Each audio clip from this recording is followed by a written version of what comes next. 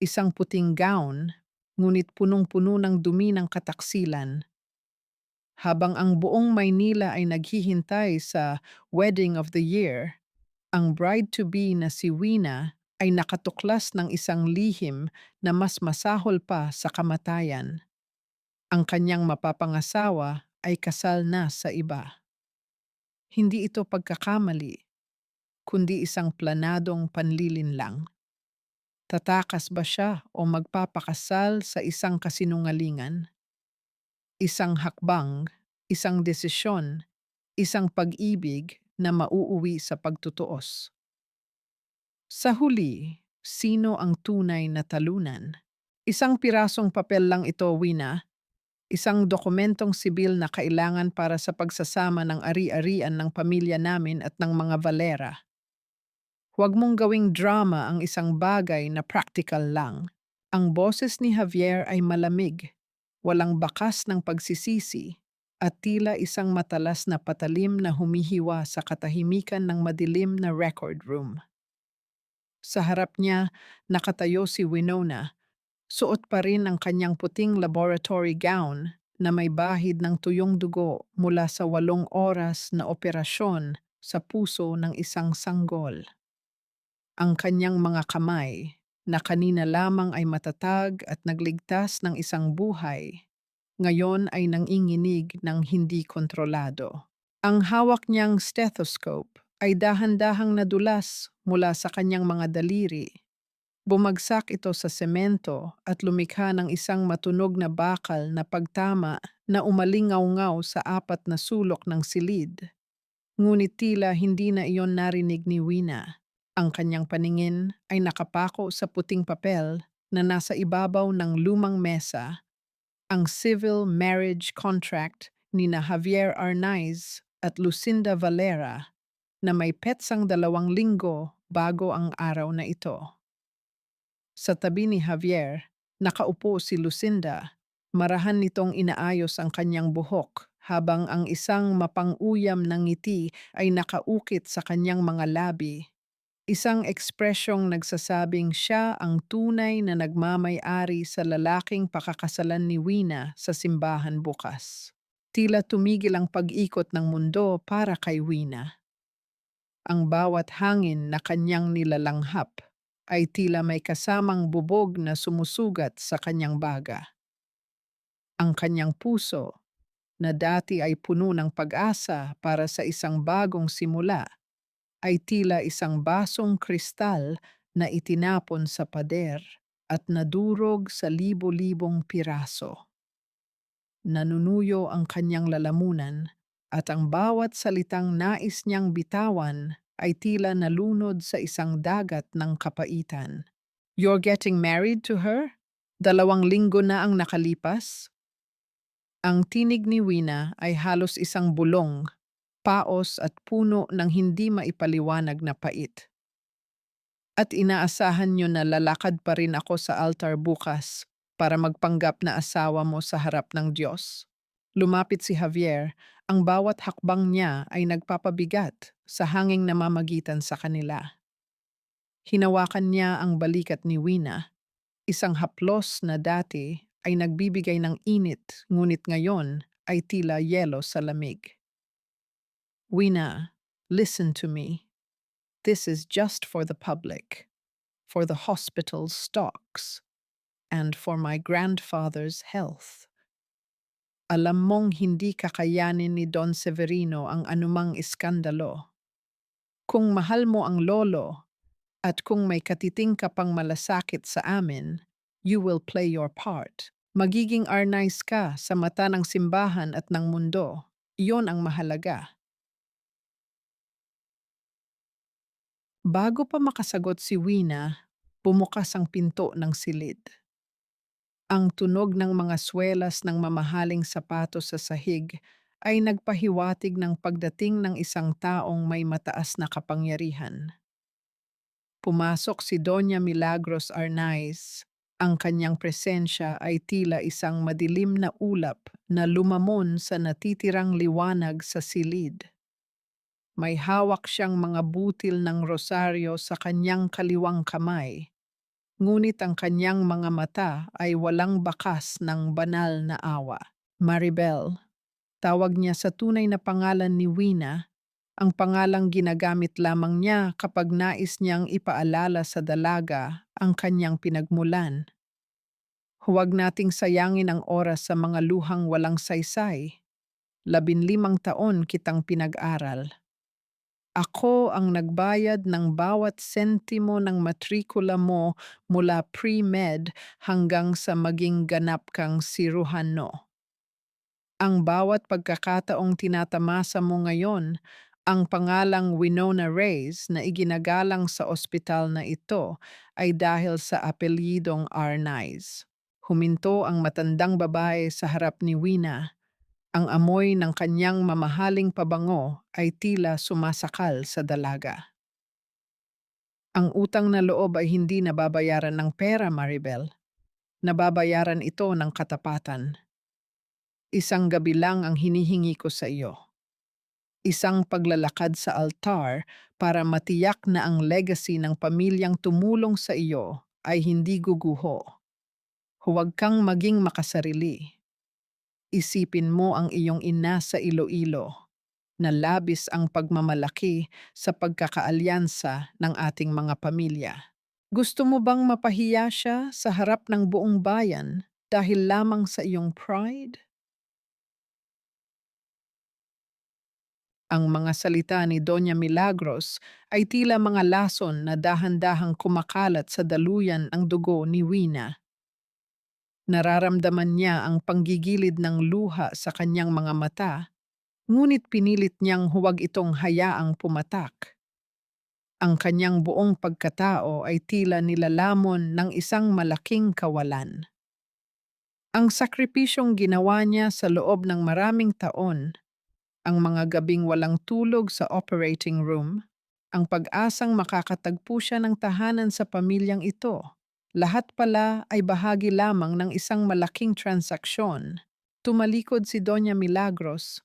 Ang bawat galaw niya ay puno ng mapait na autoridad. Lalakad ka sa altar bukas, Maribel.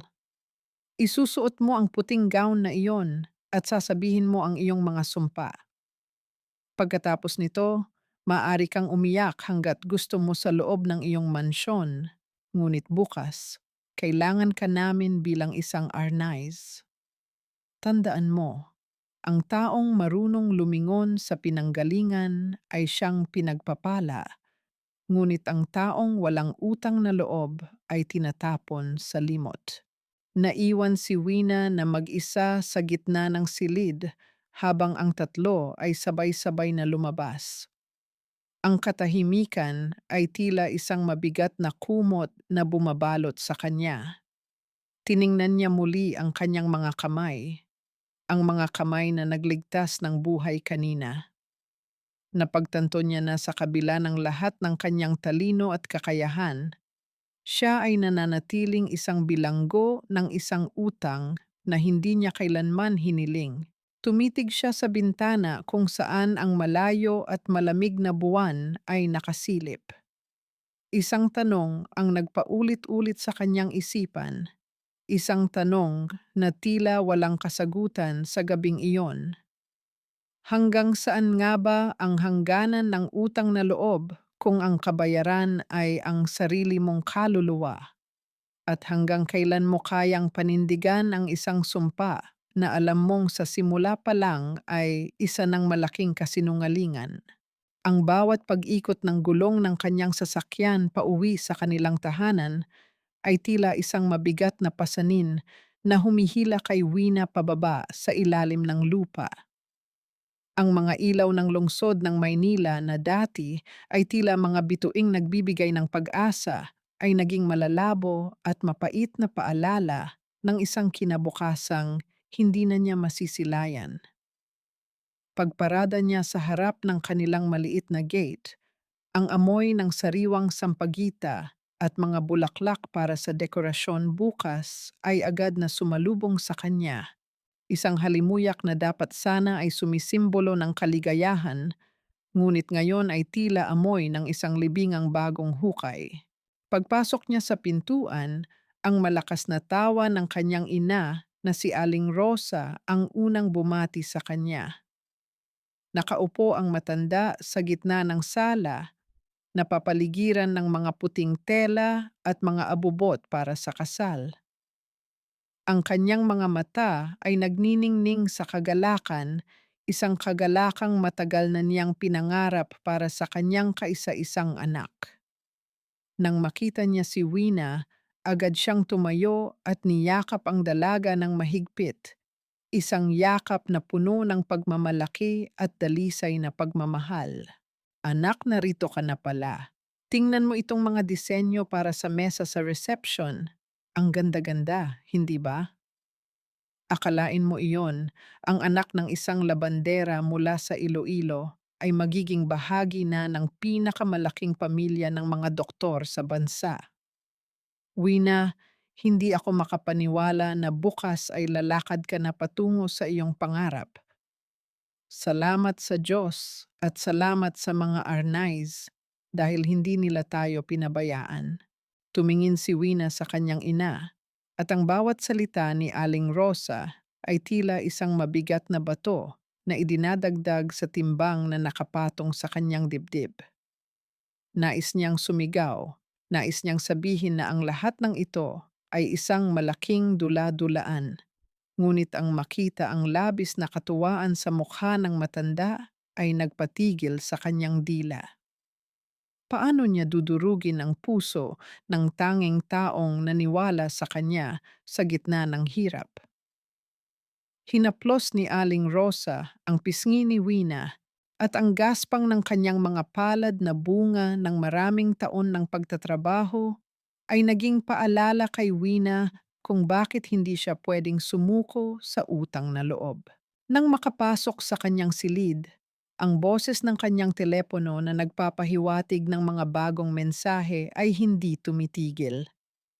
Binuksan niya ito at bumungad ang mga litratong ipinadala ni Lucinda, mga litrato ng kanilang mga singsing sa civil wedding at isang maikling mensahe. Enjoy your one-day show, Wina. After the church, he's coming home to me. Ang bawat pixel sa screen ay tila mga karayom na tumutusok sa kanyang mga mata, isang tahimik na panunuya na hindi niya magawang iwasan. Hindi nagtagal ay tumawag si Javier. Ang kanyang boses sa kabilang linya ay puno ng autoridad, na tila ba wala silang pinagtatalunan kanina lamang. Wina, I hope you're resting. Sinabihan ko na ang driver na sunduin ka ng maaga bukas. Don't make any scene, okay? Just smile and look pretty. Isipin mo na lang na isa itong mahabang charity event para sa ospital. I'll see you at the altar. Bago pa man makasagot si Wina, pinutol na ni Javier ang tawag, na nag-iwan ng isang malamig at walang buhay na tunog sa kanyang pandinig. Napaupo si Wina sa gilid ng kanyang kama. Ang kanyang katawan ay tila isang tuyong dahon na anumang oras ay maaari ng tangayin ng hangin. Tiningnan niya ang kanyang wedding gown na nakasabit sa tapat ng salamin, isang obra maestra ng seda at puntas na tila isang magandang kulungan. Ang kanyang refleksyon sa salamin ay tila isang estranghero. Ang mga mata niya ay wala ng buhay at ang kanyang labi ay nanginginig sa kaba at galit. Sa gitna ng kanyang malalim na pag-iisip, muling umilaw ang screen ng kanyang telepono. Isang mensahe mula sa isang hindi kilalang numero ang lumitaw. Ang mga salitang nakasulat doon ay nagdulot ng isang kakaibang kilabot na gumapang sa kanyang likuran, isang babala na tila nagmula sa dilim. Huwag kang magpapakasal sa isang kriminal. Ang perang nag-aral sa iyo ay galing sa dugong ninakaw sa mga taong walang laban. Itigil mo ang kasal bago maging huli ang lahat. Nabitawan ni Wina ang kanyang telepono sa ibabaw ng malambot na unan. Ang kanyang paghinga ay naging mabilis at mababaw, at ang katahimikan ng gabi ay tila naging isang mapanakit na ingay sa loob ng kanyang ulo. Sino ang nagpadala nito? Ano ang ibig sabihin ng dugong ninakaw? Habang ang orasan sa dingding ay patuloy sa paggalaw patungo sa bukang liwayway, napagtanto ni Wina na ang altar na kanyang lalakaran bukas ay maaaring hindi lamang isang lugar ng kasinungalingan, kundi isang pintuan patungo sa isang mas madilim na katotohanan na hindi niya kailanman inakala. Ang bawat pag-ikot ng gulong ng kanyang sasakyan pauwi sa kanilang tahanan ay tila isang mabigat na pasanin na humihila kay Wina pababa sa ilalim ng lupa. Ang mga ilaw ng lungsod ng Maynila na dati ay tila mga bituing nagbibigay ng pag-asa ay naging malalabo at mapait na paalala ng isang kinabukasang hindi na niya masisilayan. Pagparada niya sa harap ng kanilang maliit na gate, ang amoy ng sariwang sampagita at mga bulaklak para sa dekorasyon bukas ay agad na sumalubong sa kanya. Isang halimuyak na dapat sana ay sumisimbolo ng kaligayahan, ngunit ngayon ay tila amoy ng isang libingang bagong hukay. Pagpasok niya sa pintuan, ang malakas na tawa ng kanyang ina na si Aling Rosa ang unang bumati sa kanya. Nakaupo ang matanda sa gitna ng sala, napapaligiran ng mga puting tela at mga abubot para sa kasal.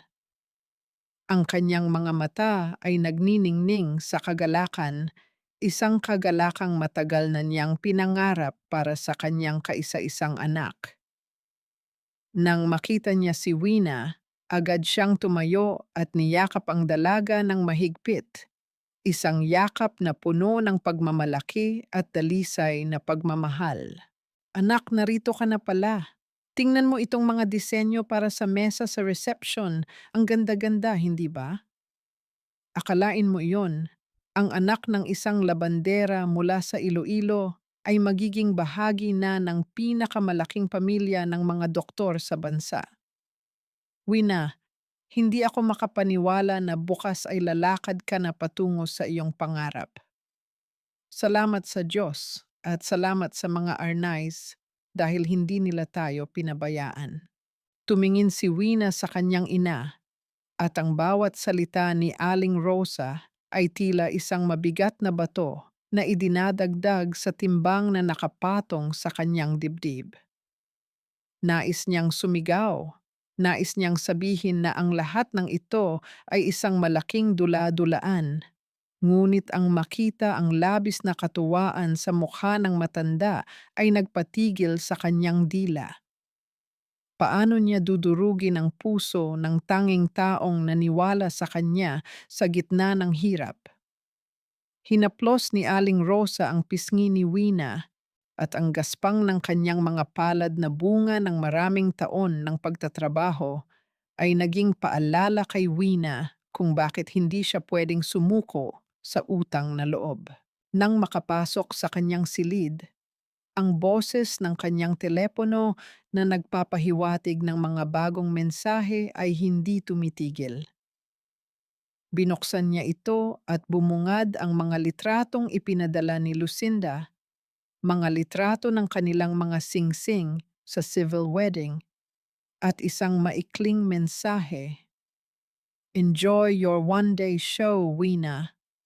After the church, he's coming home to me.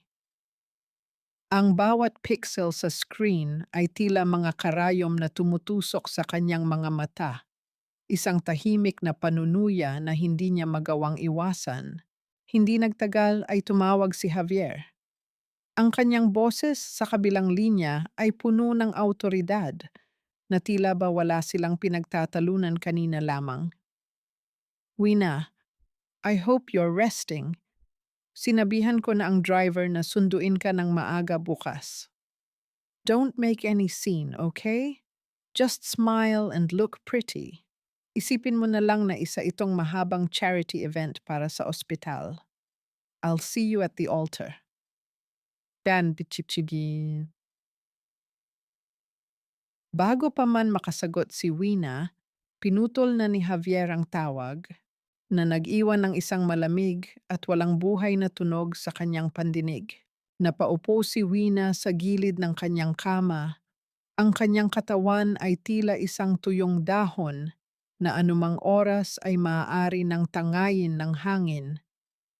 Tiningnan niya ang kanyang wedding gown na nakasabit sa tapat ng salamin, isang obra maestra ng seda at puntas na tila isang magandang kulungan. Ang kanyang refleksyon sa salamin ay tila isang estranghero. Ang mga mata niya ay wala ng buhay at ang kanyang labi ay nanginginig sa kaba at galit. Sa gitna ng kanyang malalim na pag-iisip, muling umilaw ang screen ng kanyang telepono. Isang mensahe mula sa isang hindi kilalang numero ang lumitaw. Ang mga salitang nakasulat doon ay nagdulot ng isang kakaibang kilabot na gumapang sa kanyang likuran, isang babala na tila nagmula sa dilim. Huwag kang magpapakasal sa isang kriminal. Ang perang nag-aral sa iyo ay galing sa dugong ninakaw sa mga taong walang laban. Itigil mo ang kasal bago maging huli ang lahat. Nabitawan ni Wina ang kanyang telepono sa ibabaw ng malambot na unan. Ang kanyang paghinga ay naging mabilis at mababaw, at ang katahimikan ng gabi ay tila naging isang mapanakit na ingay sa loob ng kanyang ulo. Sino ang nagpadala nito? Ano ang ibig sabihin ng dugong ninakaw? Habang ang orasan sa dingding ay patuloy sa paggalaw patungo sa bukang liwayway, napagtanto ni Wina na ang altar na kanyang lalakaran bukas ay maaaring hindi lamang isang lugar ng kasinungalingan, kundi isang pintuan patungo sa isang mas madilim na katotohanan na hindi niya kailanman inakala. Ang bawat pag-ikot ng gulong ng kanyang sasakyan pauwi sa kanilang tahanan ay tila isang mabigat na pasanin na humihila kay Wina pababa sa ilalim ng lupa. Ang mga ilaw ng lungsod ng Maynila na dati ay tila mga bituing nagbibigay ng pag-asa ay naging malalabo at mapait na paalala ng isang kinabukasang hindi na niya masisilayan. Pagparada niya sa harap ng kanilang maliit na gate, ang amoy ng sariwang sampagita at mga bulaklak para sa dekorasyon bukas ay agad na sumalubong sa kanya, isang halimuyak na dapat sana ay sumisimbolo ng kaligayahan, ngunit ngayon ay tila amoy ng isang libingang bagong hukay. Pagpasok niya sa pintuan, ang malakas na tawa ng kanyang ina na si Aling Rosa ang unang bumati sa kanya. Nakaupo ang matanda sa gitna ng sala, napapaligiran ng mga puting tela at mga abubot para sa kasal.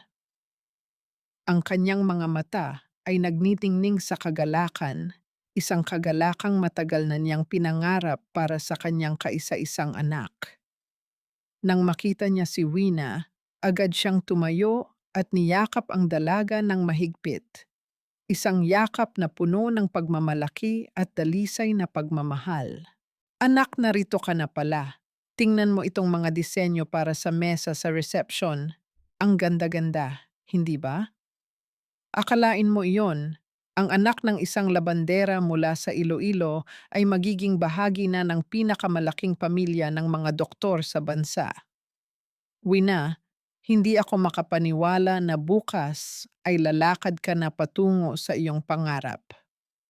Salamat sa Diyos at salamat sa mga Arnaiz dahil hindi nila tayo pinabayaan. Tumingin si Wina sa kanyang ina at ang bawat salita ni Aling Rosa ay tila isang mabigat na bato na idinadagdag sa timbang na nakapatong sa kanyang dibdib. Nais niyang sumigaw, nais niyang sabihin na ang lahat ng ito ay isang malaking dula-dulaan. Ngunit ang makita ang labis na katuwaan sa mukha ng matanda ay nagpatigil sa kanyang dila. Paano niya dudurugin ang puso ng tanging taong naniwala sa kanya sa gitna ng hirap? Hinaplos ni Aling Rosa ang pisngi ni Wina at ang gaspang ng kanyang mga palad na bunga ng maraming taon ng pagtatrabaho ay naging paalala kay Wina kung bakit hindi siya pwedeng sumuko sa utang na loob. Nang makapasok sa kanyang silid, ang boses ng kanyang telepono na nagpapahiwatig ng mga bagong mensahe ay hindi tumitigil.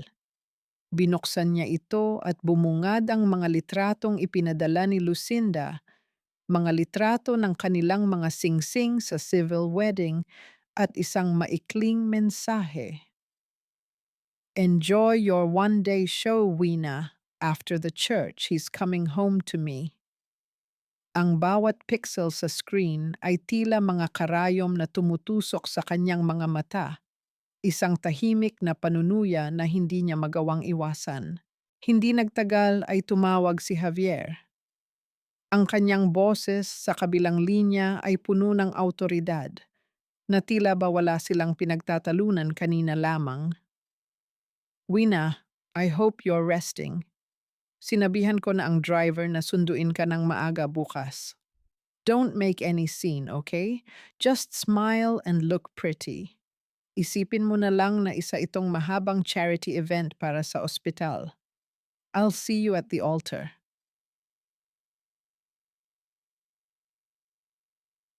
Makasagot si Wina, pinutol na ni Javier ang tawag, na nag-iwan ng isang malamig at walang buhay na tunog sa kanyang pandinig.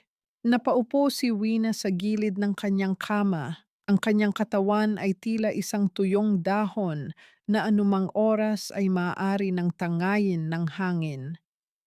Tiningnan niya ang kanyang wedding gown na nakasabit sa tapat ng salamin, isang obra maestra ng seda at puntas na tila isang magandang kulungan.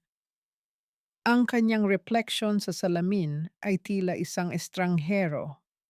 Ang mga mata niya ay wala ng buhay at ang kanyang labi ay nanginginig sa kaba at galit. Sa gitna ng kanyang malalim na pag-iisip, muling umilaw ang screen ng kanyang telepono. Isang mensahe mula sa isang hindi kilalang numero ang lumitaw.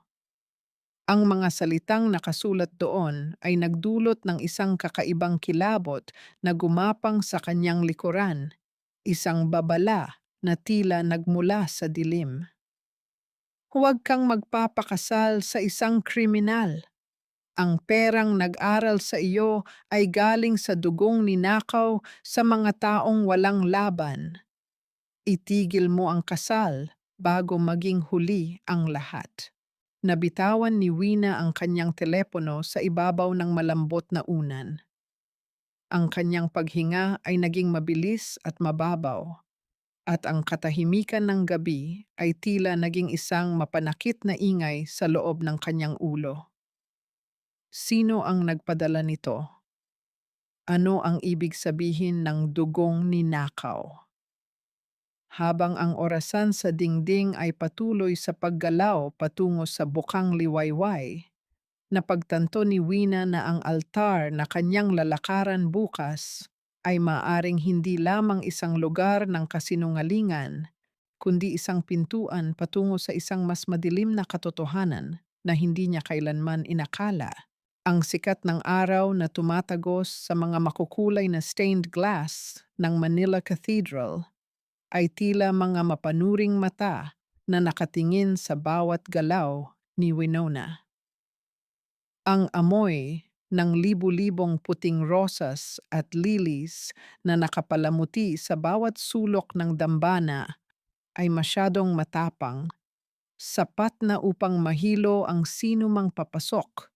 Ngunit para kay Wina, ang halimuyak na ito ay tila amoy ng formalin. Isang bagay na ginagamit upang panatilihing mukhang buhay ang isang bagay na matagal nang patay.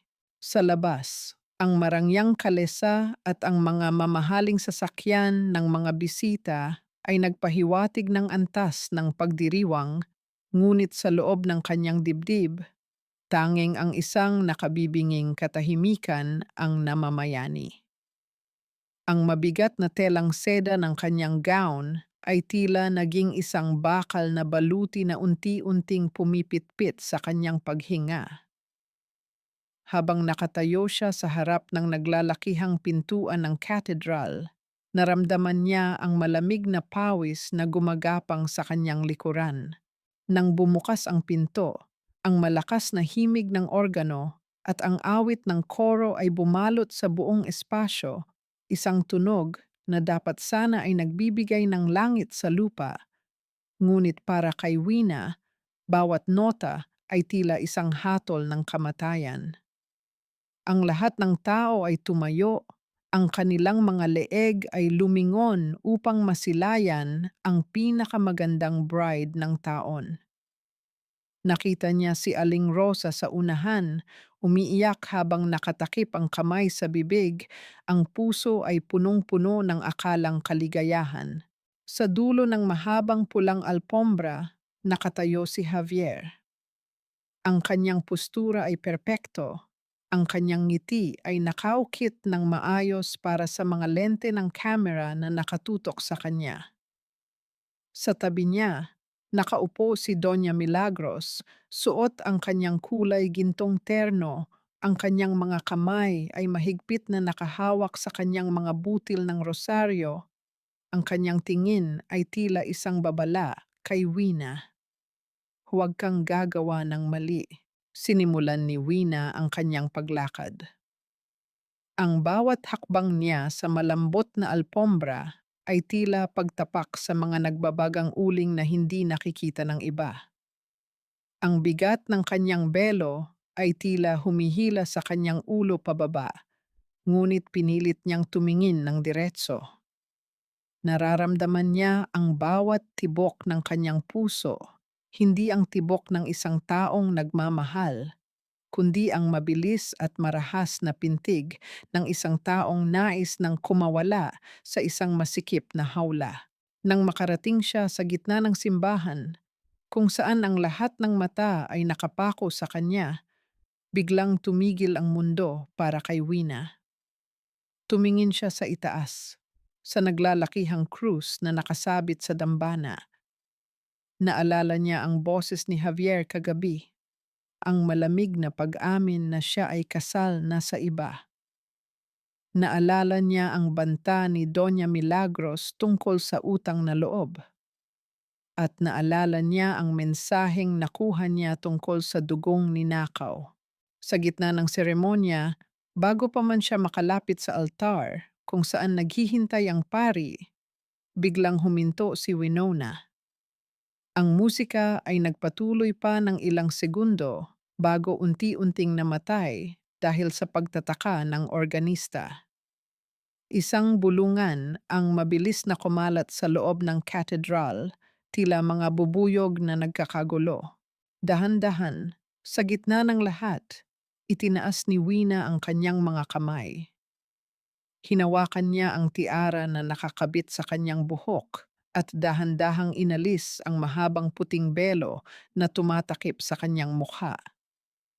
Ang kanyang mga kilos ay maingat, walang galit, ngunit puno ng isang nakapangingilabot na determinasyon. Inilapag niya ang belo sa ibabaw ng upuan na nasa kanyang gilid, ang upuan na nakalaan para sa pamilya Arnaiz.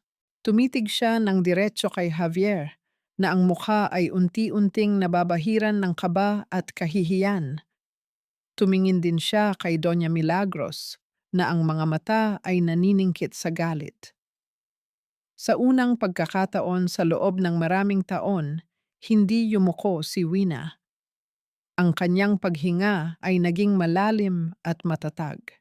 Hindi ko kayang manumpa sa harap ng Diyos para sa isang pagsasamang pinatibay ng kasinungalingan bago pa man ito magsimula.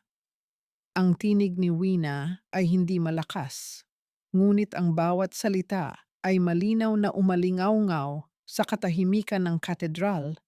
Tila bawat letra ay may sariling bigat na bumabasag sa pader ng dula-dula ang iyon. Tumalikod siya nang hindi lumuluha, Iniwan ang lahat na nakatulala sa gitna ng altar ng kasinungalingan. Ang kanyang bawat hakbang palabas ay tila pagbawi ng bawat piraso ng kanyang kaluluwa na matagal nang ninakaw ng mga taong akala niya ay kanyang pamilya. Habang papalapit siya sa pintuan, narinig niya ang boses ni Doña Milagros na pilit na tumatawag sa kanyang pangalan, isang boses na puno ng poot at takot. Ngunit hindi lumingon si Wina. Ang tanong na lamang na naiwan sa hangin ng cathedral ay ito. Sa pagtalikod niya sa altar, saan siya dadalhin ng kanyang mga paa sa isang mundong kontrolado pa rin ng kapangyarihan ng mga Arnais. Ang bawat hakbang ni Winona palabas ng pintuan ng cathedral ay tila isang marahas na pagpunit sa isang pahina ng kanyang buhay na punong-puno ng tinta ng kasinungalingan. Sa likuran niya, ang marahas na paghampas ng mabibigat na pinto ng simbahan ay lumikha ng isang malalim na tunog na yumanig sa semento, tila isang tuldok sa dulo ng isang mahabang pangungusap ng paghihirap. Ang mainit na hangin ng Maynila ay humampas sa kanyang mukha, ngunit sa loob ng kanyang dibdib, ang bawat hininga ay tila yelo sa lamig. Hindi na niya narinig ang kaguluhan sa loob, ang mga pagsigaw ni Javier, ang mga hysterical na iyak ng mga kamag-anak, at ang galit na boses ni Doña Milagros. Ang tanging naririnig niya ay ang mabilis na tibok ng sariling puso at ang kalansing ng kanyang mga takong sa bawat pagbaba sa hagdan ng simbahan. Ang kanyang puting gown, na kanina ay tila isang pangarap, ngayon ay naging isang mabigat na pasanin na sumasayad sa maduming kalsada, unti-unting nakakakuha ng alikabok at putik. "Wina! Anak! Maribel!" Ang tinig ng kanyang ina ay pumailan lang sa hangin, puno ng takot at pagkalito. Nakita ni Wina si Aling Rosa na tumatakbo pababa ng hagdan. Ang barot saya nito ay nagkakagulo at ang mukha ay basang-basa ng luha. Huminto si Wina sa tapat ng isang naghihintay na taxi. Ang kanyang mga daliri ay mahigpit na nakakapit sa hawakan ng pinto. "Ma, sorry. Hindi ko kaya. Hindi ko kayang mabuhay sa isang kasinungalingan." Ang bulong ni Wina, ang kanyang boses ay halos mapatid dahil sa pigil na emosyon. Hindi siya lumingon dahil alam niyang kapag nakita niya ang pagkadurog sa mga mata ng ina, baka bumalik siya sa loob ng hawlang iyon. Sumakay siya sa taxi at hindi na tiningnan ang kanyang likuran habang mabilis na lumalayo ang sasakyan mula sa katedral. Sa loob ng sasakyan, ang katahimikan ay tila isang kutsilyong unti-unting humihiwa sa kanyang balat. Hinubad niya ang kanyang mga hikaw at ang kwintas na regalo ni Doña Milagros. Bawat isa ay inilapag niya sa tabi niya na tila mga piraso ng isang sumpa. Pagdating sa airport, ang kanyang mga kilos ay tila isang robot. Mabilis, walang emosyon, at nakatuon lamang sa iisang layunin, ang lumayo. Bit-bit ang kanyang maliit na bag na naglalaman ng kanyang pasaporte, mga dokumento ng kanyang operasyon, at ang kopya ng lihim na marriage contract ni Javier. Pumasok si Wina sa banyo ng airport. Doon, sa harap ng malabo at maduming salamin, muli niyang tiningnan ang kanyang sarili. Gamit ang isang gunting na palagi niyang dala sa kanyang medical kit, dahan-dahan niyang ginupit ang mahabang laylayan ng kanyang wedding gown hanggang sa magmukha na lamang itong isang simpleng puting damit. Ang mga retaso ng sida ay nahulog sa sahig, tila mga patay na talulot ng bulaklak.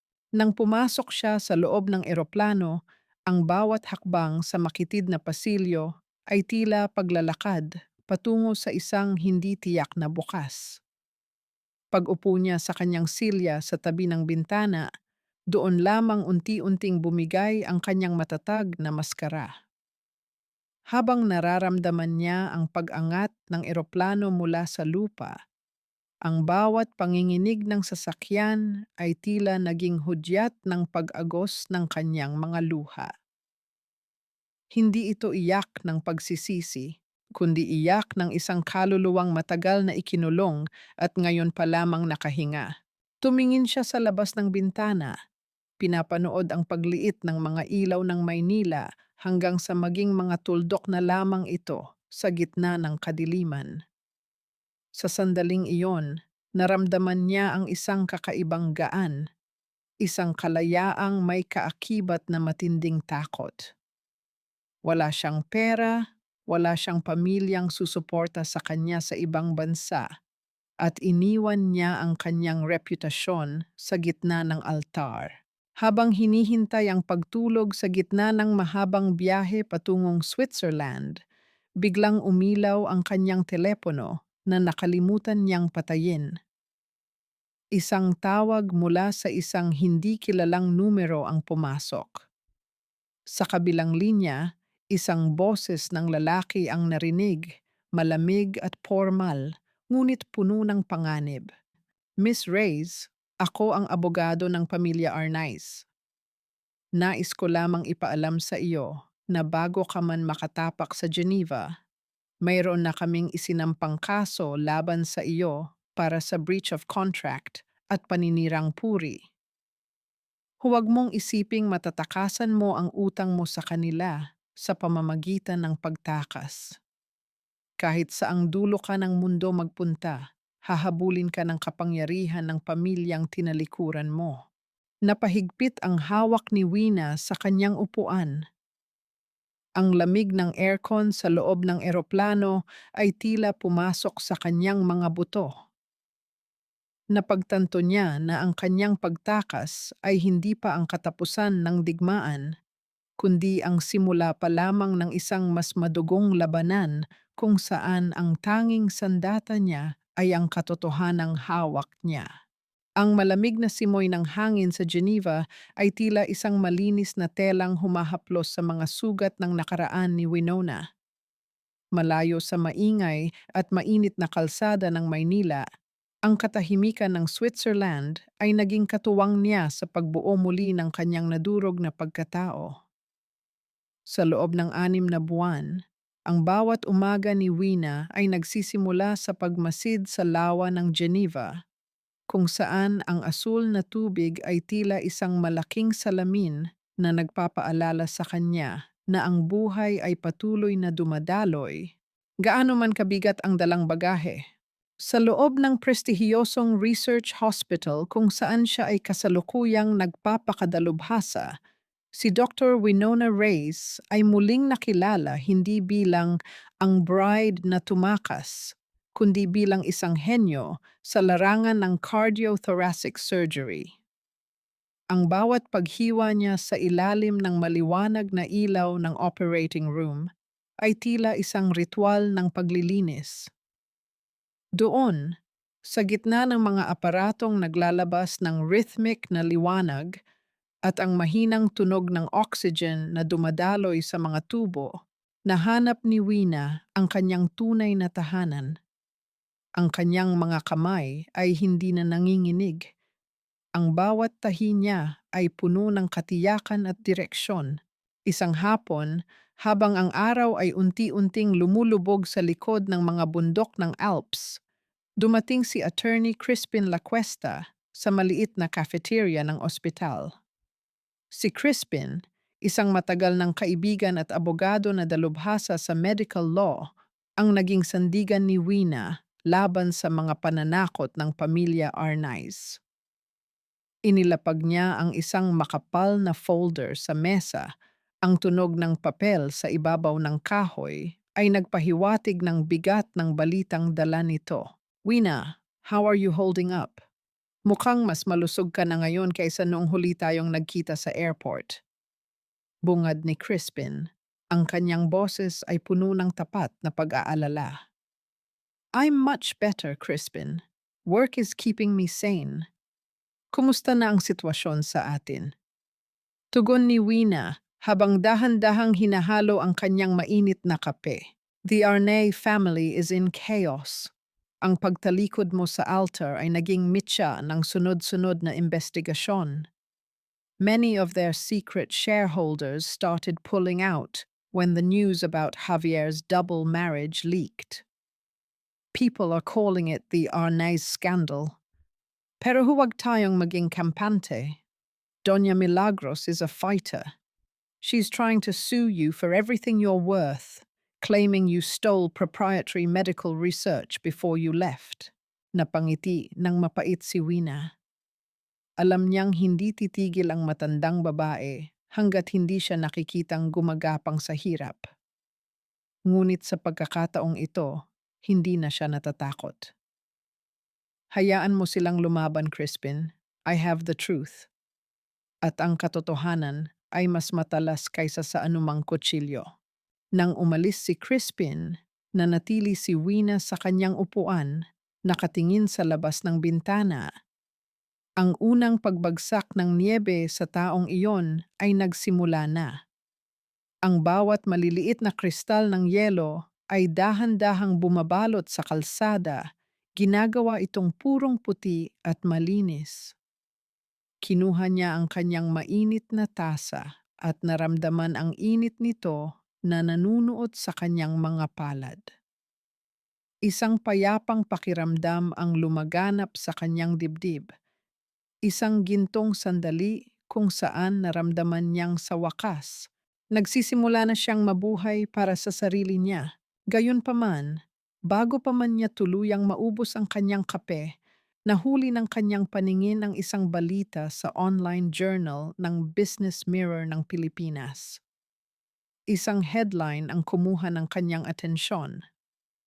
Arnay's Medical Center in emergency talks with international investors as stocks plunge to record low. Kumunot ang noo ni Wina. Hindi basta-basta bumabagsak ang isang higanting tulad ng Arnay's Medical Center dahil lamang sa isang iskandalo sa kasal.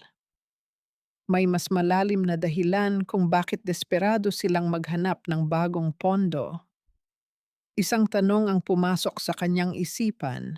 Isang kaisipang tila isang malamig na hangin na dumaan sa kanyang batok. Ano ang itinatago ni na Javier at Doña Milagros sa likod ng kanilang mga marangyang opisina? Bakit tila ang bawat pundasyon ng kanilang kayamanan ay unti-unti nang naglalaho? At sino ang misteryosong investor na biglang lumitaw upang iligtas sila?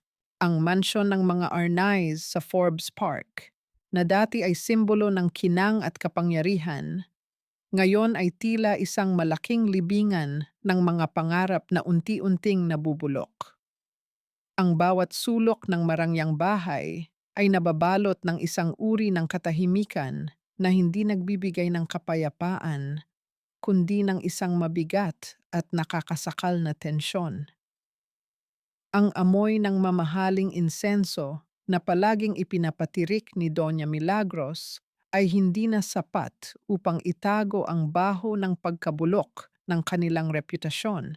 Sa loob ng malawak na silid-kainan, nakaupo sina Javier at Lucinda sa magkabilang dulo ng mahabang mesa. Ang pagkain sa kanilang harap ay nanatiling malamig, hindi nagagalaw, gaya ng kanilang pakikitungo sa isa't isa.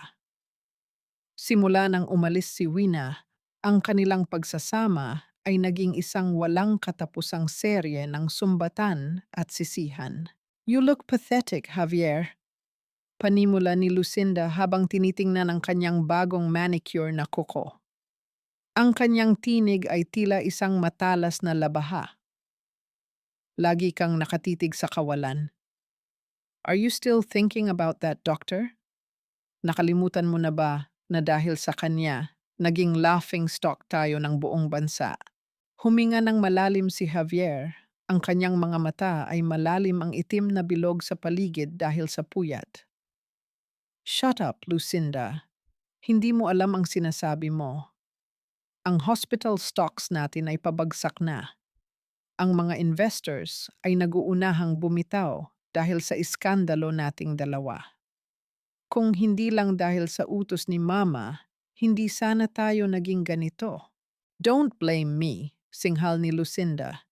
Kasabay ng marahas na paglapag ng kanyang kubyertos sa pinggan na lumikha ng isang matunog na pagtama ng metal sa porselana. You chose this. Gusto mo ang pera ko. Gusto mo ang impluensya ng pamilya ko. Ngayon, huwag kang mag-inarte na parang biktima ka ni Wina. You gaslighted her for years, and now you're trying to do the same to me? Tumayo si Javier. Ang kanyang mukha ay pulang-pula sa galit. Sa isang biglaang bugso ng damdamin, inihagis niya ang kristal na plorerang nasa gitna ng mesa patungo sa pader. Ang bawat piraso ng mamahaling kristal ay nagliparan sa ere bago humalik sa sahig, tila mga luha ng isang pamilyang nawalan na ng dangal. Ang bawat pirasong nadurog ay sumasalamin sa kanyang sariling ego. Isang lalaking akala ay kontrolado ang lahat, ngunit ngayon ay naglalakad sa ibabaw ng mga bubog ng sarili niyang mga pagkakamali.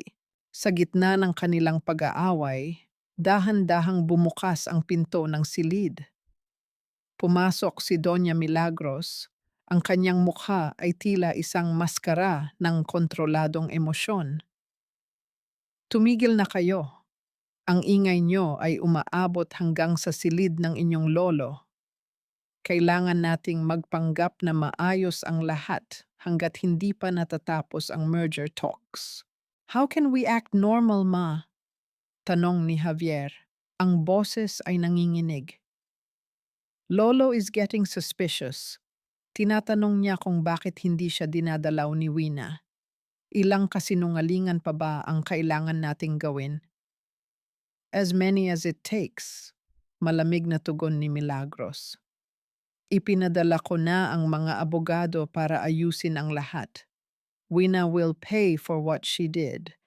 Sisirain ko ang lisensya niya upang wala na siyang babalikan dito.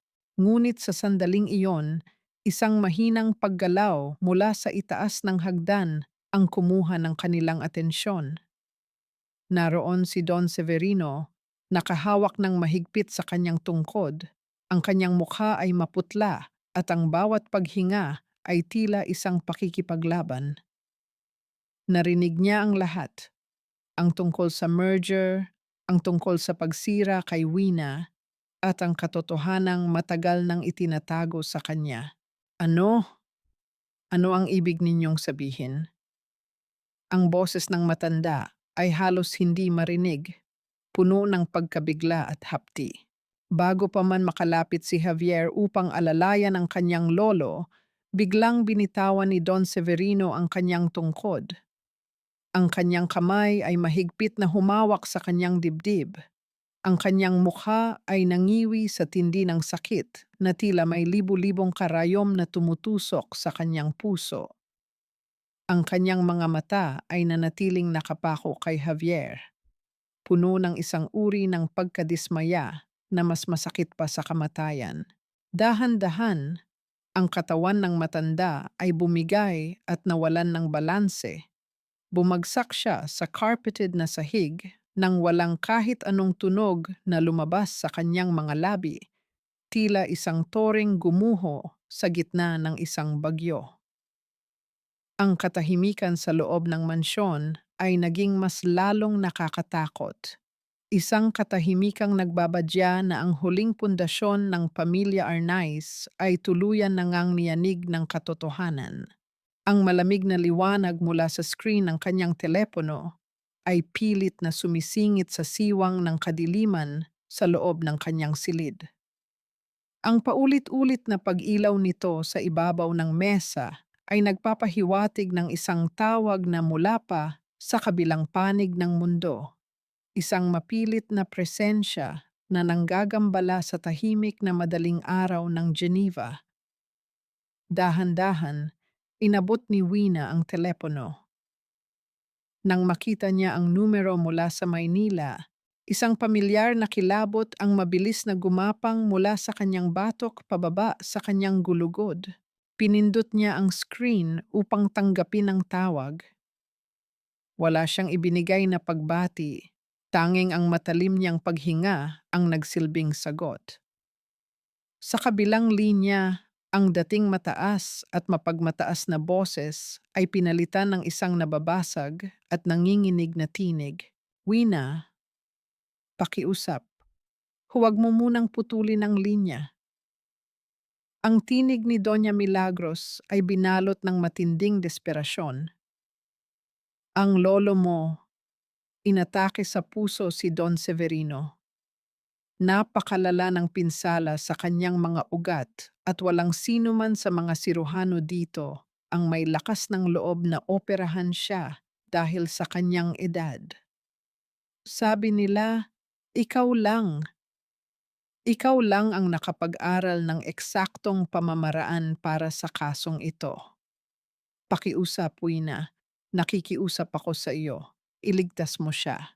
Namuo ang isang makapal na bikig sa lalamunan ni Wina. Ang kanyang mga daliri na nakahawak sa telepono ay nanlamig at nanigas. Bumalik sa kanyang isipan ang mga huling salita ng matandang babae bago siya umalis. Ang mga pagbabanta, ang pagmamaliit, at ang pagyapak sa kanyang pagkatao. Nais niyang isumbat ang lahat ng ito. Nais niyang sabihin na wala na siyang utang na loob sa pamilyang sumira sa kanyang buhay. Wala na akong lolo, Doña Milagros. Ang boses ni Wina ay malamig. Isang yelong nabuo mula sa pinakamatinding sakit.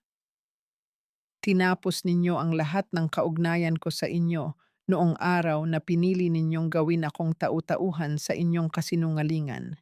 Ipagdasal nyo na lang siya. Bago pa man makasagot ang matanda, pinutol na ni Wina ang tawag. Ibinaba niya ang telepono at napasandal sa malamig na pader ng kanyang silid. Unti-unting nanghina ang kanyang mga tuhod hanggang sa mapaupo siya sa sahig.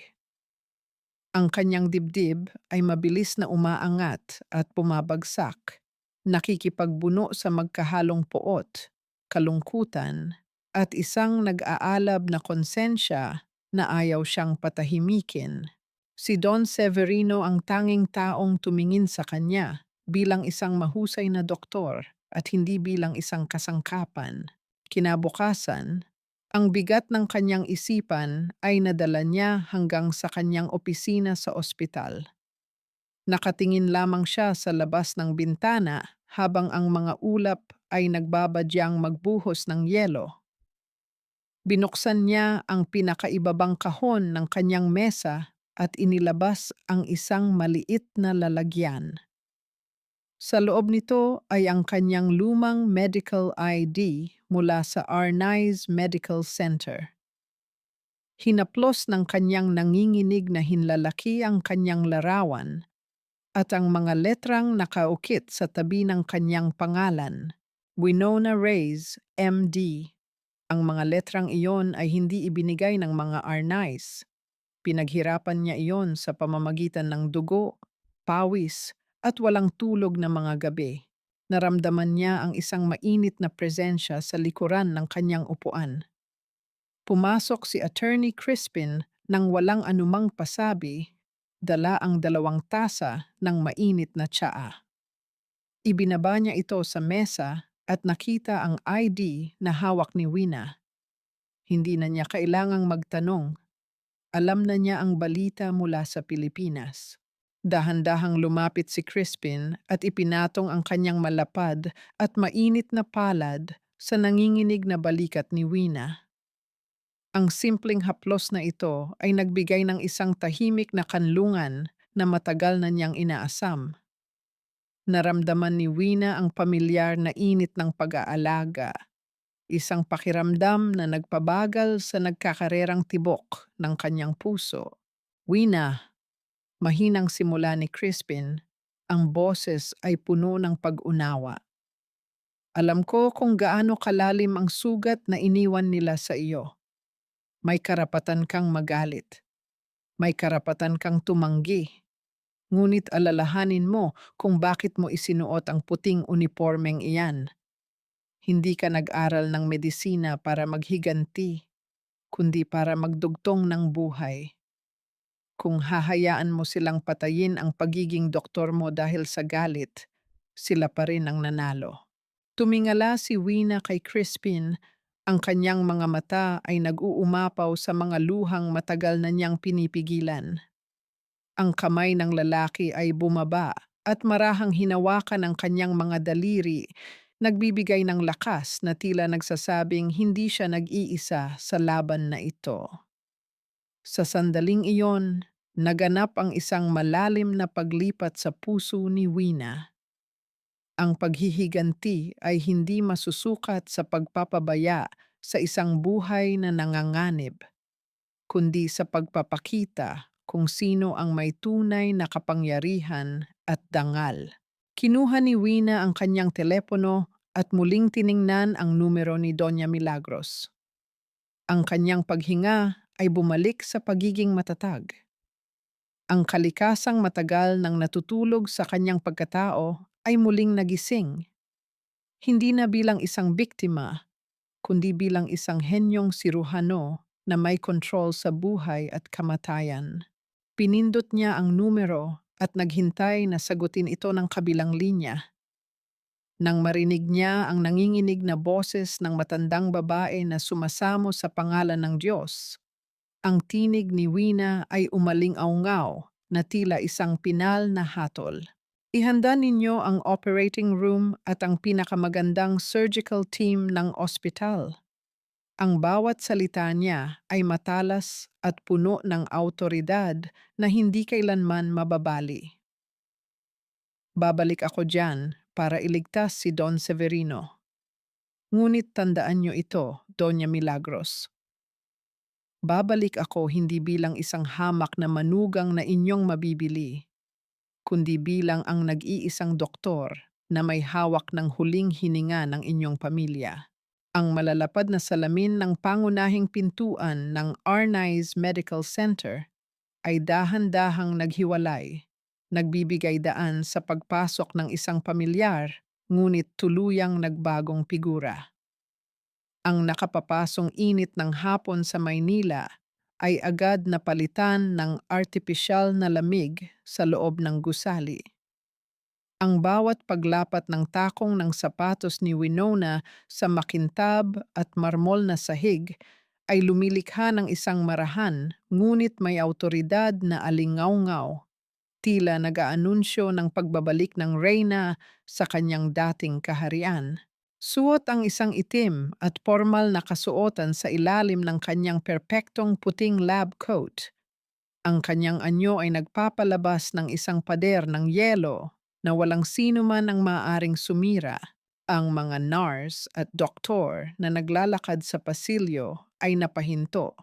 Ang kanilang mga mata ay nanlalaki sa pagkabigla habang pinapanood ang babaeng minsan nilang pinag-usapan bilang isang kaawa-awang nobyang iniwan sa altar.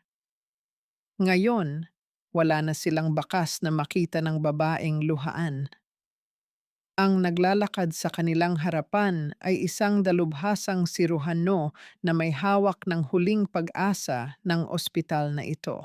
Sa dulo ng mahabang pasilyo patungo sa executive wing, nakatayo si Javier. Ang dati nitong tindig na puno ng pagmamalaki at kayabangan ay tuluyan ng naglaho. Ang kanyang damit ay gusot at ang ilalim ng kanyang mga mata ay may malalim na anino ng puyat at pagkabigo. Nang makita niya si Wina, isang kislap ng maling pag-asa ang dumaan sa kanyang mukha. Hahakbang sana siya palapit, nakahanda ang kanyang mga braso para sa isang pagbati. Nais niyang isipin na ang pagbabalik na ito ay may bahid pa ng natitirang pag-ibig para sa kanya. Wina, I knew you'd come back for us. Basag na tinig ni Javier habang pilit na inaabot ang siko ng dalaga. Agad na binawi ni Wina ang kanyang braso bago pa man dumampi ang balat nito. Tiningnan niya ang lalaki mula ulo hanggang paa, isang tingin na walang bahid ng poot, kundi purong kawalan ng pakialam na tila ba ang kaharap niya ay isang hamak na hangin. Ni hindi lumambot ang mga mata ni Wina, dinaanan niya ang lalaki nang hindi man lang tumitigil sa paghakbang. I am here for my patient, Mr. Arnaiz. Excuse me, kailangan ko pang basahin ang medical chart niya. Malamig na wika ni Wina habang patuloy na naglalakad. Iniwan si Javier na nakapako sa kinatatayuan nito, lulon sa sarili nitong kahihiyan. Pagdating niya sa labas ng intensive care unit, naghihintay si Doña Milagros kasama ang ilang matataas na opisyal at miyembro ng board of directors. Nang masilayan ng matanda si Wina, mabilis itong nagsuot ng maskara ng isang mapagmahal na ina. Lumapit ito na bukas ang mga braso, nakahanda para sa isang yakap ng pasasalamat upang ipakita sa lahat ng nakatingin na maayos ang kanilang relasyon at kontrolado nila ang sitwasyon. Ngunit bago pa man mailapat ng matanda ang kanyang mga braso, itinaas ni Wina ang isang makapal na folder ng pasyente na mabilis niyang nakuha sa kalapit na nurse. Nagsilbi itong isang pisikal na pader sa pagitan nilang dalawa. Ang ngiti ni Doña Milagros ay biglang nanigas. Save your theatrics for the press, Doña Milagros. Pabulong ngunit madiin na wika ni Wina, sapat lamang para marinig ng matanda habang nakatitig ng diretso sa mga mata nito. Sabihin niyo sa akin, ano ang naging trigger ng cardiac arrest ni Don Severino? I need medical facts, not family dramas. As far as I am concerned, I am just a hired professional here. Ang mukha ng matanda ay namula sa pinipigilang galit at matinding kahihiyan. Ang kanyang nanginginig na mga daliri ay bumalik sa mahigpit na pagkakahawak sa kanyang rosaryo, hindi makasagot sa talas ng mga salita ng babaeng dati ay nakayuko lamang sa kanya. Pumasok si Wina sa loob ng ICU, iniiwan ang pamilya Arnaiz na lalo pang nagigiba sa ilalim ng kanyang presensya. Matapos ang masusing pagsusuri sa mga aparatong nakakabit sa walang malay na si Don Severino, nagtungo si Wina sa pribadong palikuran ng Executive Lounge upang maghugas ng kamay at maghanda ng kanyang isipan para sa gaganaping operasyon. Ang tuloy-tuloy na agos ng malamig na tubig mula sa gripo ay nagbigay sa kanya ng sandaling ginhawa. Nang iangat niya ang kanyang paningin upang harapin ang salamin, nakita niya ang refleksyon ng isang babaeng nakatayo sa likuran ng pinto, si Lucinda. Nakahalukip-kip ang babae, ngunit ang kanyang mga mata ay nagtataksil sa kanyang pagpapanggap. Puno ito ng matinding inggit, kawalan ng kapanatagan, at takot sa liwanag na taglay ngayon ng babaeng minsang inagawan niya ng pangarap. Huwag mong isiping dahil nandito ka para iligtas ang matanda, ay makakabalik ka na sa buhay ni Javier. Banta ni Lucinda, ang tinig ay matalim ngunit mababakas ang panginginig ng isang taong nawawalan na ng kontrol. He is my husband, at wala kang puwang sa pamilyang ito. Kumuha si Wina ng malinis na tuwalya at dahan-dahang pinunasan ang kanyang mga kamay, pinapanatili ang kanyang kapayapaan at hindi nagpapakita ng kahit anong emosyon. Humarap siya kay Lucinda, ang kanyang ngiti ay payapa, nakakaawa, at labis na nakakapasong tingnan para sa isang taong lulon sa insecurity. You can keep the trash, Lucinda. Mahinahon ngunit mabagsik na sagot ni Wina habang inihahagis ang ginamit na tuwalya sa basurahan. Wala akong interes sa mga bagay na itinapon ko na. Just make sure you survive the mess you both created. Dahil pagkatapos ng operasyong ito, babalik na ako sa mundong hindi nyo kailanman kayang abutin. Ang malamig na hangin sa loob ng intensive care unit ay tila bumabalot sa bawat sulok ng silid. nagdadala ng bigat ng nag-aagaw buhay na sitwasyon. Nakatayo si Wina sa gilid ng higaan ni Don Severino. Ang lalaking minsang naging matibay na haligi ng ospital ay tila isang marupok na dahon na nakakapit sa huling sanga nito. Ang mga makina sa paligid niya ay nagpapakita ng mga linyang mabilis na umaakyat at bumababa sa maliliwanag na screen, isang tahimik na patunay ng patuloy na pagtibok ng kanyang mahinang puso. Walang ibang maririnig sa buong paligid kundi ang regular at sadyang pagbuga ng hangin mula sa ventilator, isang ritmo na nagpapaalala sa lahat ng nipis ng linya sa pagitan ng buhay at kamatayan. Dahan-dahang inabot ni Wina ang kulubot at nanginginig na kamay ng matanda. Sa kabila ng lahat ng panlilinlang na dinanas niya sa kamay ng pamilya Arnaiz, alam niyang walang kinalaman ang taong ito sa kasinungalingang sumira sa kanyang buhay. Yumuko siya, inilapit ang kanyang mukha na ilang pulgada lamang mula sa tainga nito at nag-iwan ng isang tapat na pangako sa gitna ng katahimikan. "Lalaban tayo, Lolo," bulong ni Wina. Ang mga salitang iyon ay hindi nagmula sa isang doktor na ginagampanan lamang ang kanyang sinumpaang tungkulin, kundi mula sa isang inulilang apong nagmamahal sa tanging miyembro ng pamilyang kumilala sa kanyang tunay na halaga. Matapos ipadama ang init ng kanyang palad bilang sandigan ng matanda, humugot siya ng isang malalim na hininga at naglakad palabas. Ang kanyang anyo ay bumalik sa pagiging isang hindi matitinag na siruhano. Dumiretso siya sa malawak na conference room kung saan naghihintay ang buong surgical team.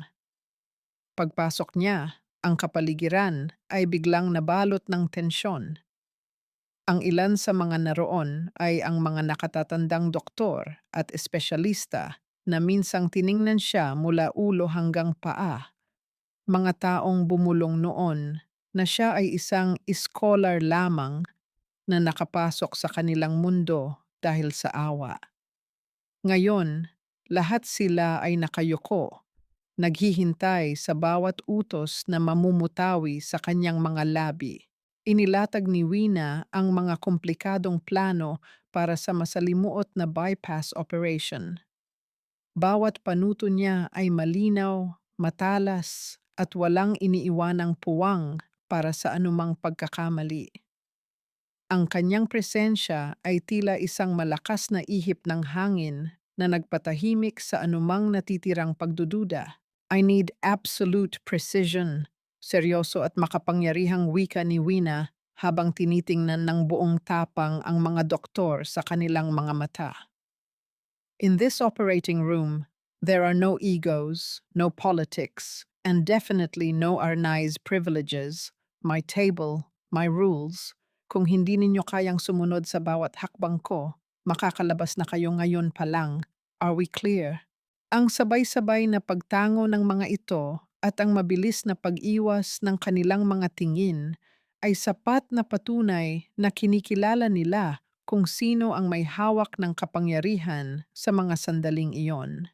Matapos ang pulong, nagtungo si Wina sa scrub room upang simulan ang mahigpit na ritual ng paghuhugas at paghahanda bago ang operasyon.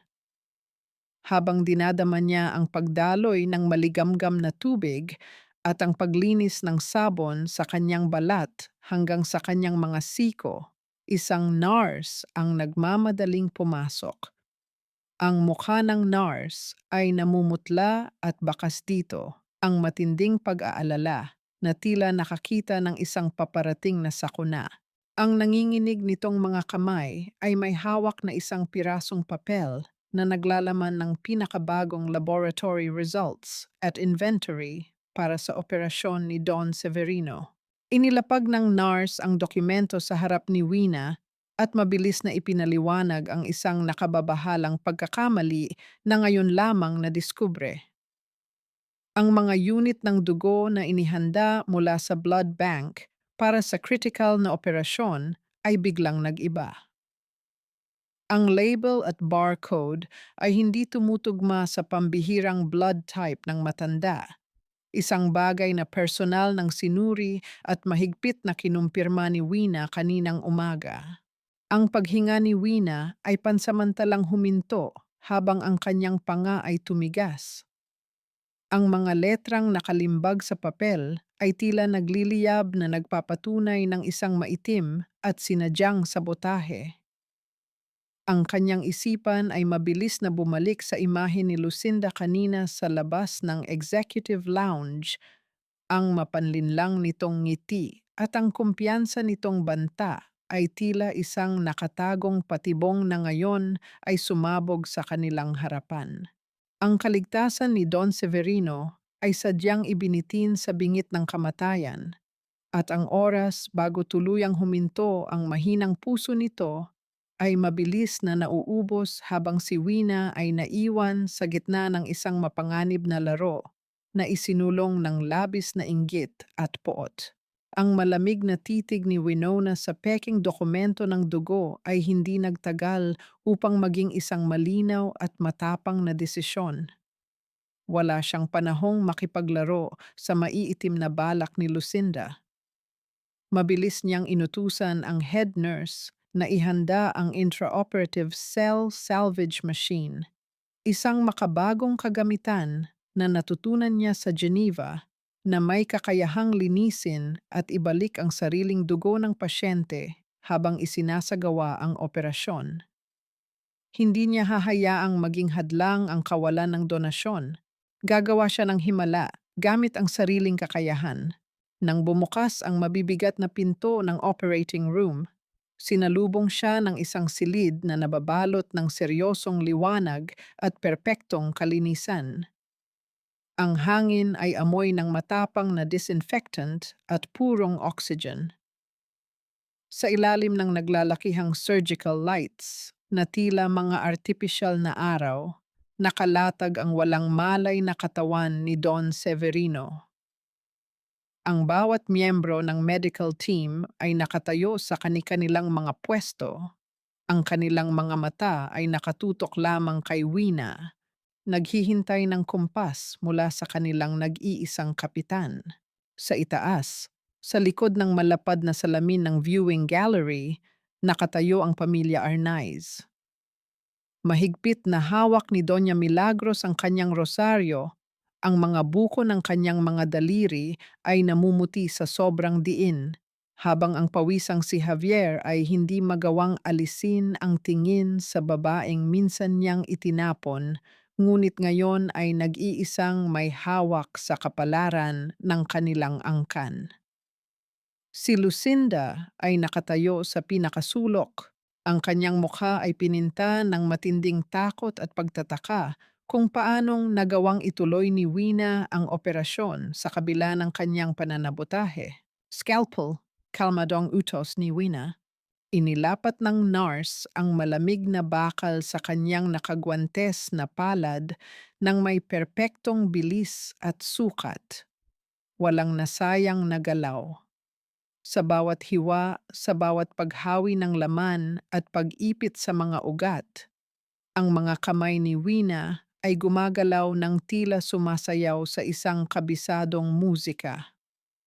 Ang bawat desisyon niya ay mabilis, walang pag-aalinlangan, at puno ng malalim na pag-unawa sa pinakamasalimuot na bahagi ng puso ng tao.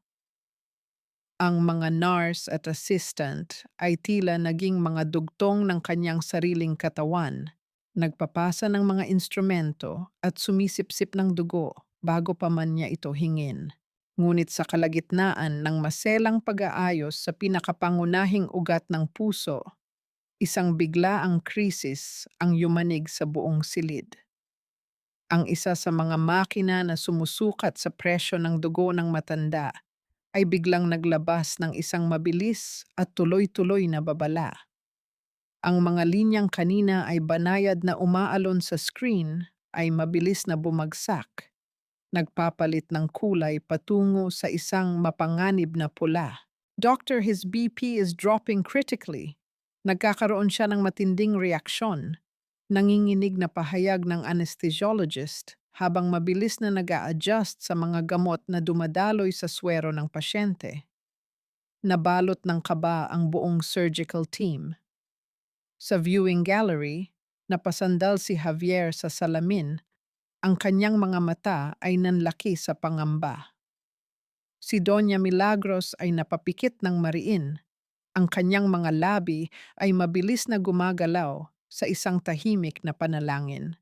Ngunit si Wina ay nanatiling isang yelo sa gitna ng nag-aalab na apoy. Hindi nanginginig ang kanyang mga kamay. Ipinikit niya ang kanyang mga mata sa loob ng isang maikling segundo. Hinaharang ang lahat ng pangamba at nang muli niya itong imulat, ang tanging nakikita niya ay ang solusyon. Clamp the distal end. Give me the 6-0 proline suture now. We have a microtear at the base of the ascending aorta. Mabilis ngunit napakalinaw na utos ni Wina. Habang ang lahat ay pigil hininga, ginamit ni Wina ang kanyang buong kaalaman at husay upang tahiin ang halos hindi makitang punit sa gitna ng patuloy na pag-agos. Ang bawat pagpasok at paglabas ng karayom ay isang pakikipaglaban kay kamatayan mismo. Ito ang dahilan kung bakit siya nagpakadalubhasa sa Switzerland. Ito ang dahilan kung bakit niya tiniis ang lahat ng hirap. Hindi para maghiganti, kundi para patunayan na ang buhay ay hindi kailanman maaaring gawing laruan ng mga taong may kapangyarihan. Matapos ang isang mahaba at nakapanlulumong sandali, itinaas ni Wina ang kanyang mga kamay, hudyat ng pagtatapos ng pagtahi. Dahan-dahan, ang atensyon ng lahat ay lumipat sa monitor. Ang mga mapanganib na pulang linya ay unti-unting umakyat, bumabalik sa isang matatag at berdeng alon. Ang puso ni Don Severino, na kanina ay halos sumuko na, ay muling nagpakita ng malakas at ritmikong paggalaw sa ilalim ng mga kamay ni Wina. Isang sabay-sabay at malalim na paghugot ng hininga ng kaginhawaan ang pinakawalan ng buong medical team. Ang pagod sa kanilang mga balikat ay tila biglang naglaho. Sa itaas, napaiyak si Javier habang si Doña Milagros ay napahagulgol sa tuwa at gulat. Tinitigan ni Wina ang pusong muling tumitibok. At sa likod ng kanyang surgical mask, isang maliit at tapat na ngiti ang sumilay sa kanyang mga labi. Ito ang kanyang sining, ang kanyang katotohanan. Nailigtas niya ang nag-iisang Arnaiz na hindi kailanman nagturing sa kanya bilang isang kasangkapan. Matapos ang huling pagsasara ng sugat, lumabas si Wina sa operating room. Inaalis ang kanyang maskara habang ramdam ang matinding pagod sa kanyang mga binti. Bago pa man siya makarating sa kanyang pribadong silid upang magpahinga, isang nakatatandang nurse ang tahimik na humarang sa kanyang dadaanan. Tiningnan ng nurse ang paligid upang masiguro na walang ibang nakatingin at mula sa kanyang bulsa, dahan-dahan nitong iniabot kay Wina ang isang nakatuping pirasong papel na naglalaman ng opisyal na selyo ng ospital. Nakuha ko ito sa ilalim ng mga lumang kahon sa record room kaninang umaga, Dr. Reyes. Pabulong na wika ng nurse, ang boses ay puno ng takot. Tungkol ito sa tunay na dahilan kung bakit pinilit nilang ipasok si Lucinda Valera sa pamilyang ito, at may kinalaman ito sa pagkamatay ng unang asawa ng lolo ninyo. Ang maputlang liwanag ng umaga ay dahan-dahang gumagapang sa malapad na bintana ng intensive care unit, nagbibigay ng bagong pag-asa sa malamig at tahimik na silid. Nakatayo si Wina sa tabi ng higaan, tinitingnan ang banayad na pag-angat at pagbaba ng dibdib ni Don Severino. Sa loob ng bulsa ng kanyang puting coat, nararamdaman niya ang bigat ng nakatuping papel na ibinigay ng nurse. Ang lihim ng pamilya Arnaiz ay tila isang nagbabagang uling na unti-unting sumusunog sa anumang natitirang pagtingin niya sa angkang ito. Ngunit sa mga sandaling ito, mas pinili niyang ituon ang pansin sa buhay na kanyang iniligtas. Ang mabigat na pintuan ng silid ay marahas na itinulak, nagpapapasok sa presensya ni Doña Milagros. Ang matandang babae ay nakasuot ng perpektong damit, tila ba naghahanda para sa isang press conference kaysa sa pagbabantay sa isang may sakit.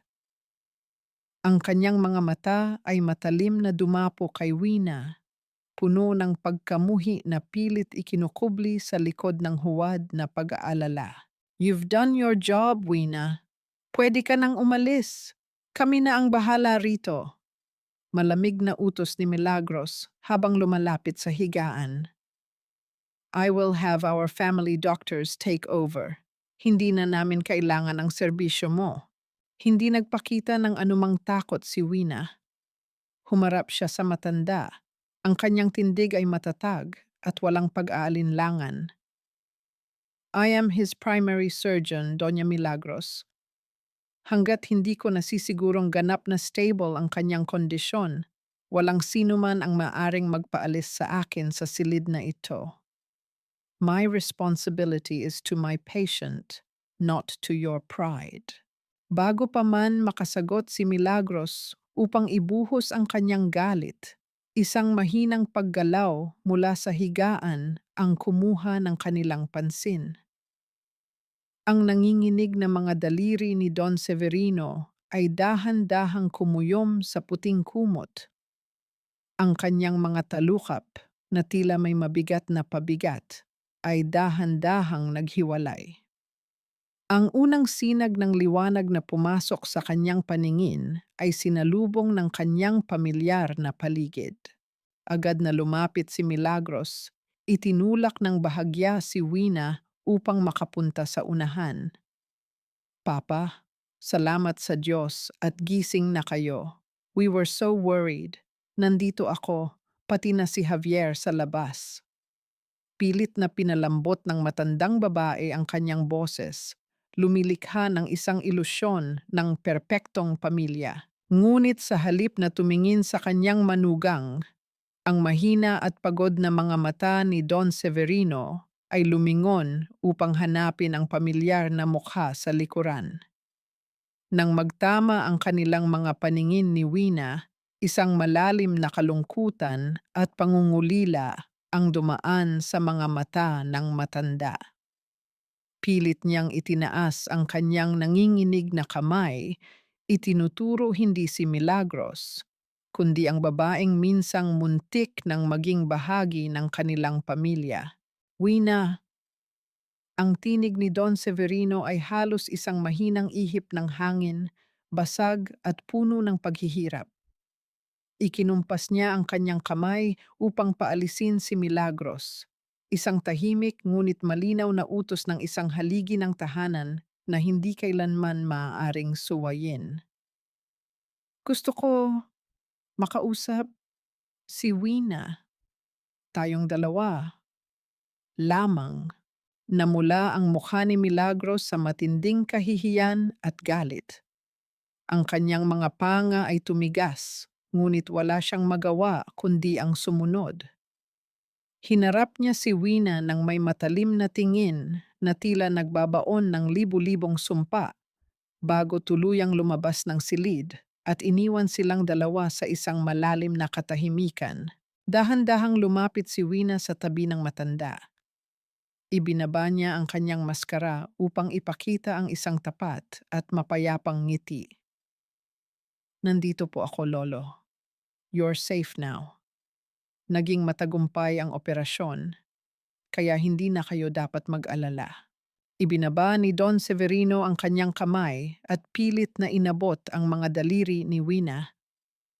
Nang maglapat ang kanilang mga balat, mahigpit na kinapitan ng matanda ang kamay ng dalaga. Ang hawak na iyon ay magaspang, nanginginig, ngunit punong-puno ng init at isang desperadong pangangailangan ng kapatawaran. Nararamdaman ni Wina ang bigat ng mga luhang namumuo sa mga mata ng matanda, mga luhang nagtatago ng mahabang taon ng pagsisisi. Pilit na inilapit ng matanda ang kanyang mukha. Yumuko si Wina upang pakinggan ang anumang nais nitong sabihin. Iniisip na baka ito ay pasasalamat o paghingi ng tawad sa ginawa ni Javier. Ngunit nang ibulong ni Don Severino ang mga salita, tila huminto ang pag-ikot ng mundo ni Wina. Ang kanyang mga mata ay nanlaki at ang dugo sa kanyang mukha ay tila mabilis na naglaho dahil sa matinding kilabot. Ang pondo mo sa pag-aaral at ang ospital na ito, garalgal na bulong ng matanda habang pilit na humihugot ng hangin. Huwag mong hayaang mapunta kay Milagros. Ipinapatay niya ang tunay na tagapagmana. Ang bigat ng lihim na isiniwalat ni Don Severino ay tila isang malakas na lindol na yumanig sa buong pagkatao ni Winona.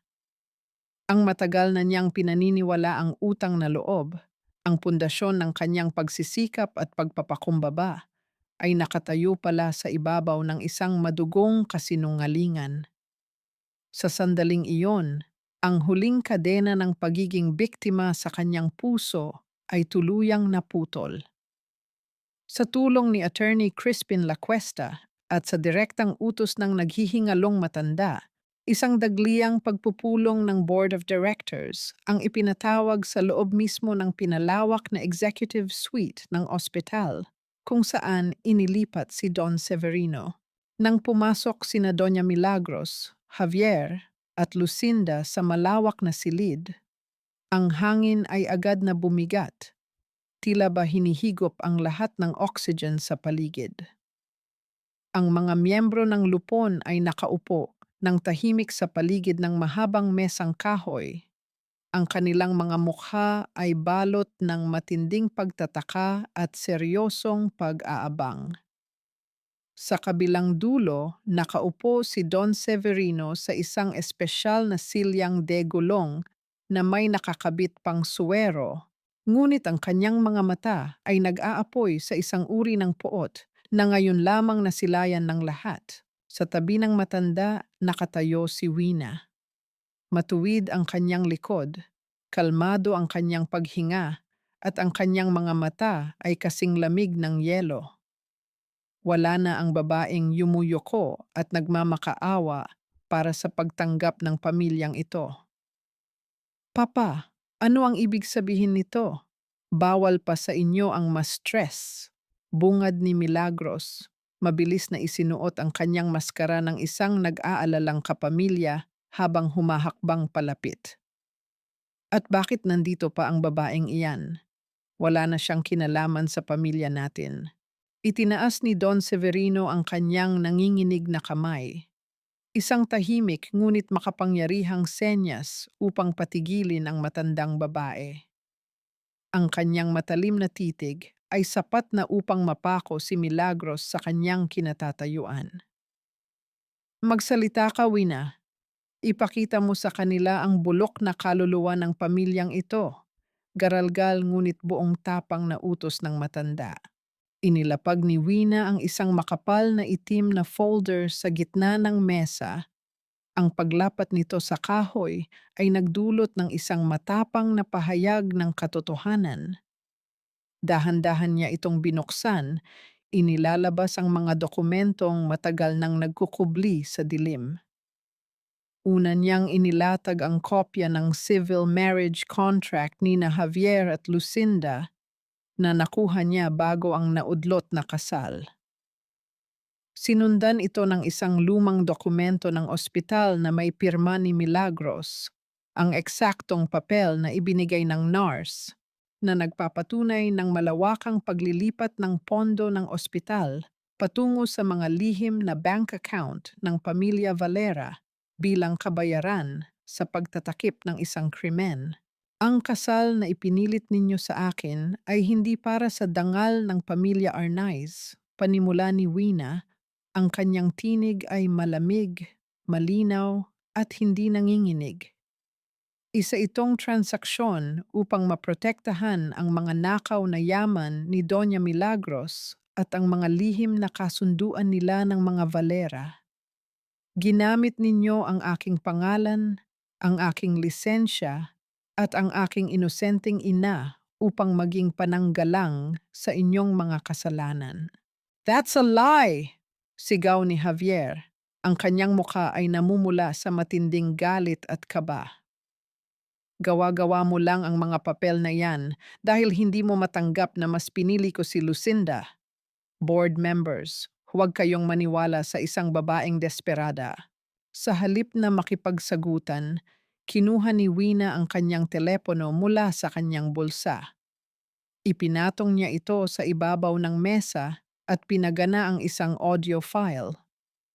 Mula sa maliit na aparato, umalingaw-ngaw ang pamilyar na boses ni Doña Milagros, ang eksaktong pag-uusap nila sa loob ng record room bago ang araw ng kasal. Dinig na dinig ng buong board of directors ang bawat mapanlait at mapanlinlang na salita ng matandang babae. Rinig nila kung paano nito pinagbantaan si Wina, kung paano nito tinawag na isang transaksyon ang sakramento ng kasal, at kung paano nito ginamit ang salitang utang na loob bilang isang sandata ng pang-aalipin. Bawat pantig na lumabas mula sa recording ay tila mga patak ng asido na unti-unting tumutunaw sa huwad na reputasyon ni Milagros. Namutla si Milagros. Ang kanyang mga labi ay nanginginig at ang mga daliri niya ay walang tigil sa pagpisil sa kanyang mamahaling bag. Papa, mga kasama sa board, edited iyan. Plinano niya ito para sirain ang ospital natin.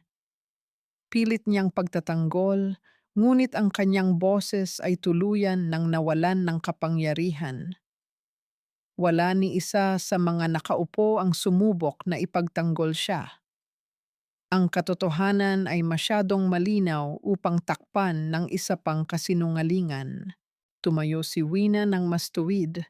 Ang kanyang anyo ay nagliliwanag sa gitna ng madilim na silid na iyon. Tinitigan niya si Milagros ng diretso sa mga mata, isang titig na tumatagos hanggang sa kaluluwa. Wala akong utang na loob sa inyo, Doña Milagros. Ang bawat salita ni Wina ay nagdadala ng kapayapaan at paglaya. Ang perang ginamit ninyo sa pag-aaral ko ay nagmula sa pondong ninakaw ninyo mula sa tunay na tagapagmana ng ospital na ito. Isang katotohanang matagal ninyong ibinaon, ngunit ngayon ay sumisingil na. Pinaghirapan ko ang bawat kaalaman ko. Iniligtas ko ang buhay ni Don Severino gamit ang sarili kong mga kamay at ngayon, ibinabalik ko sa inyo ang lahat ng kahihiyang ipinaranas ninyo sa akin. Bumaling ang lahat kay Don Severino. Ang matanda, sa kabila ng pisikal na panghihina, ay nagpakita ng isang walang katumbas na awtoridad. Ang kanyang dibdib ay mabilis na umaangat baba, ngunit ang kanyang pasya ay pinalna at hindi na mababago ng anumang pag-iyak. Milagros, Javier. Ang boses ng matanda ay mababa at malamig na tila nagmumula sa kailaliman ng lupa. Ginamit ninyo ang aking pangalan upang manlinlang. Niyurakan ninyo ang dangal ng ospital na itinayo ko gamit ang dugo at pawis. Wala kayong puwang sa pamilyang ito. Itinuro ni Don Severino ang malaking pintuan palabas ng executive suite. Ang kanyang nanginginig na daliri ay sumisimbolo sa pagtatapos ng isang mapang-abusong paghahari. Tinatanggalan ko kayo ng lahat ng kapangyarihan sa board. Wala kayong makukuhang kahit isang sentimo mula sa aking mga ari-arian. Ang huling hatol ng matanda ay umalingaw-ngaw sa buong silid, walang iniiwanang awa. Palayasin ang aking manugang at ang aking apo sa ospital na ito, ngayon din. Ang malapad na opisina ni Doña Milagros na dati ay simbolo ng kanyang hindi matitinag na kapangyarihan at huwad na kabanalan, ngayon ay saksi sa kanyang kahiya-hiyang pagbagsak. Ang bawat paghagis niya ng kanyang mga mamahaling gamit sa loob ng mga kahon ay sumasalamin sa tuluyang pagkawasak ng kanyang kaharian. Wala na ang kanyang pagiging kalmado at matapobre. Ang kanyang mukha ay basang-basa ng luha ng labis na poot at kahihiyan habang mariing binabantayan siya ng dalawang gwardiya ng ospital, sinisigurong wala siyang anumang dokumentong maitatakas. Ang mga bulong ng mga empleyado sa labas ng salamin na pinto ay tila mga asidong unti-unting lumulusaw sa kanyang natitirang dangal.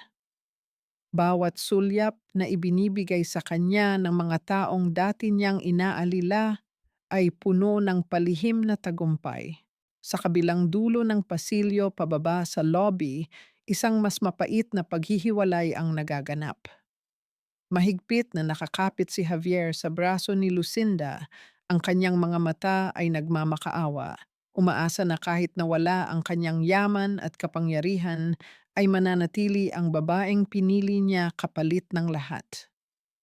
Ngunit ang malamig na pagbawi ni Lucinda sa kanyang braso ay sapat na upang durugin ang anumang ilusyon ng pag-ibig na inaasahan ng lalaki. Lucinda, please, wag mo akong iwan ngayon. We can fix this.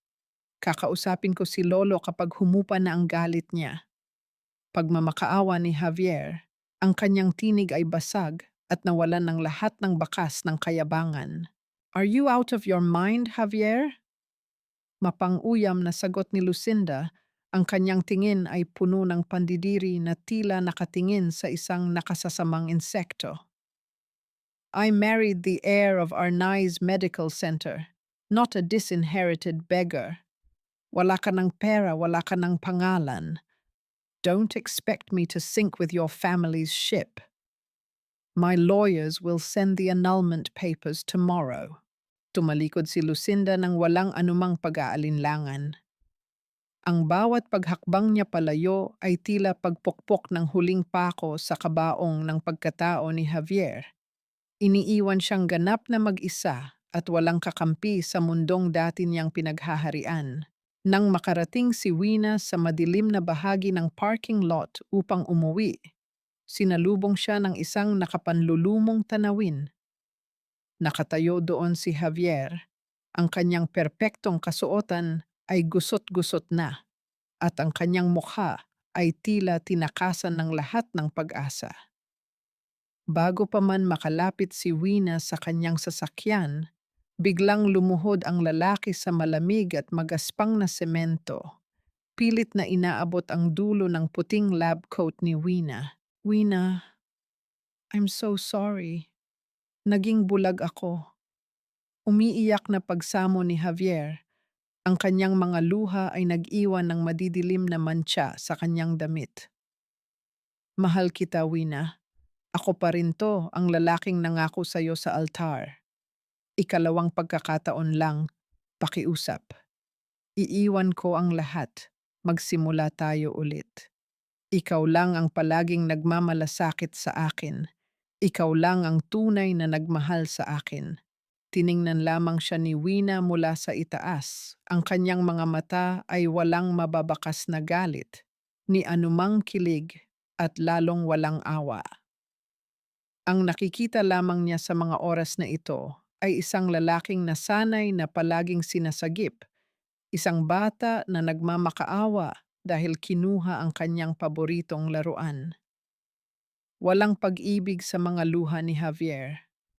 Mayroon lamang matinding takot sa kalungkutan at kahirapan. Dahan-dahang binuksan ni Wina ang kanyang maliit na bag at inilabas ang sing-sing na brilyante na minsan ay naging simbolo ng kanilang huwad na sumpaan. Inilapag niya ito sa gitna ng kanyang palad. Hindi mo ako mahal, Javier. Mahal mo lang ang pakiramdam na may nagtitiis sa lahat ng pagkukulang mo. Mahinahon at malinaw na wika ni Wina. Sana ay mahanap mo ang sarili mo ngayong wala na ang apelidong nagtatago sa kaduwagan mo. Iniabot niya ang kanyang kamay sa ibabaw ng bakal na rehas ng siwang ng kanal sa tabi ng semento. Dahan-dahan niyang ibinuka ang kanyang mga daliri. Ang maliit na piraso ng ginto at makintab na bato ay nahulog patungo sa madilim at maruming tubig sa ilalim, lumubog at hindi na kailanman muling masisilayan. Wala siyang naramdamang panghihinayang. Ang ginawa niya ay isang tahimik na paglaya mula sa huling tanikala ng kanyang nakaraan. Nang akmang tatalikod na si Wina upang pumasok sa sasakyan, huminto siya at muling lumingon sa nakaluhod na lalaki. Panahon na upang putulin ang huling hibla ng pag-asa nito. At bago mo isiping may babalikan ka pa sa paglipas ng panahon, dapat mong malaman ang huling lihim na nabasa ko mula sa mga lumang dokumento ng iyong ina, malamig na pahayag ni Wina habang tinititigan ang namumutlang mukha ni Javier. Hindi ka totoong Arnaiz, Javier. Ang dugong dumadaloy sa iyong mga ugat ay nagmula sa lihim na karelasyon ni Doña Milagros bago pa man mamatay ang anak ni Don Severino. Nang malaman ito ng lolo mo kanina, hindi lang pamana ang kinuha niya sa iyo. Binuran niya ang buong pag-iral mo sa kasaysayan ng kanyang pamilya. Naiwang nakanganga si Javier. Ang kanyang mundo ay tuluyan ng gumuho at naging abo, habang ang sasakyan ni Wina ay payapang lumisan sa ilalim ng kalmadong gabi. Ang malamig na simoy ng hangin ay marahang humaplos sa mga dahon ng malalaking puno sa hardin ng Arnaiz Medical Center. Lumilikha ng isang mapayapang indayog na pilit binabasag ang nakabibinging katahimikan ng gabi. Nakaupo si Wina sa isang lumang silyang yari sa bakal, nakatingin sa mga bituin na tila mga maliliit na butas ng liwanag sa isang madilim at malawak na kumot. Ang halimuyak ng namumukadkad na dama de noche ay humahalimuyak sa paligid, isang matapang at matamis na amoy na nagpapaalala sa kanya ng pagtatapos ng isang napakahabang kabanata. Humugot siya ng malalim na hininga at sa unang pagkakataon matapos ang napakaraming buwan ng pakikipaglaban, naramdaman niya ang isang dalisay at magaan na kalayaan sa kanyang dibdib. Ang bigat ng utang na loob na matagal nang nakapatong sa kanyang mga balikat ay tuluyan ng naglaho. Ang banayad na paglapat ng mga sapatos sa sementadong daanan ay dahan-dahang lumapit sa kanyang kinaroroonan.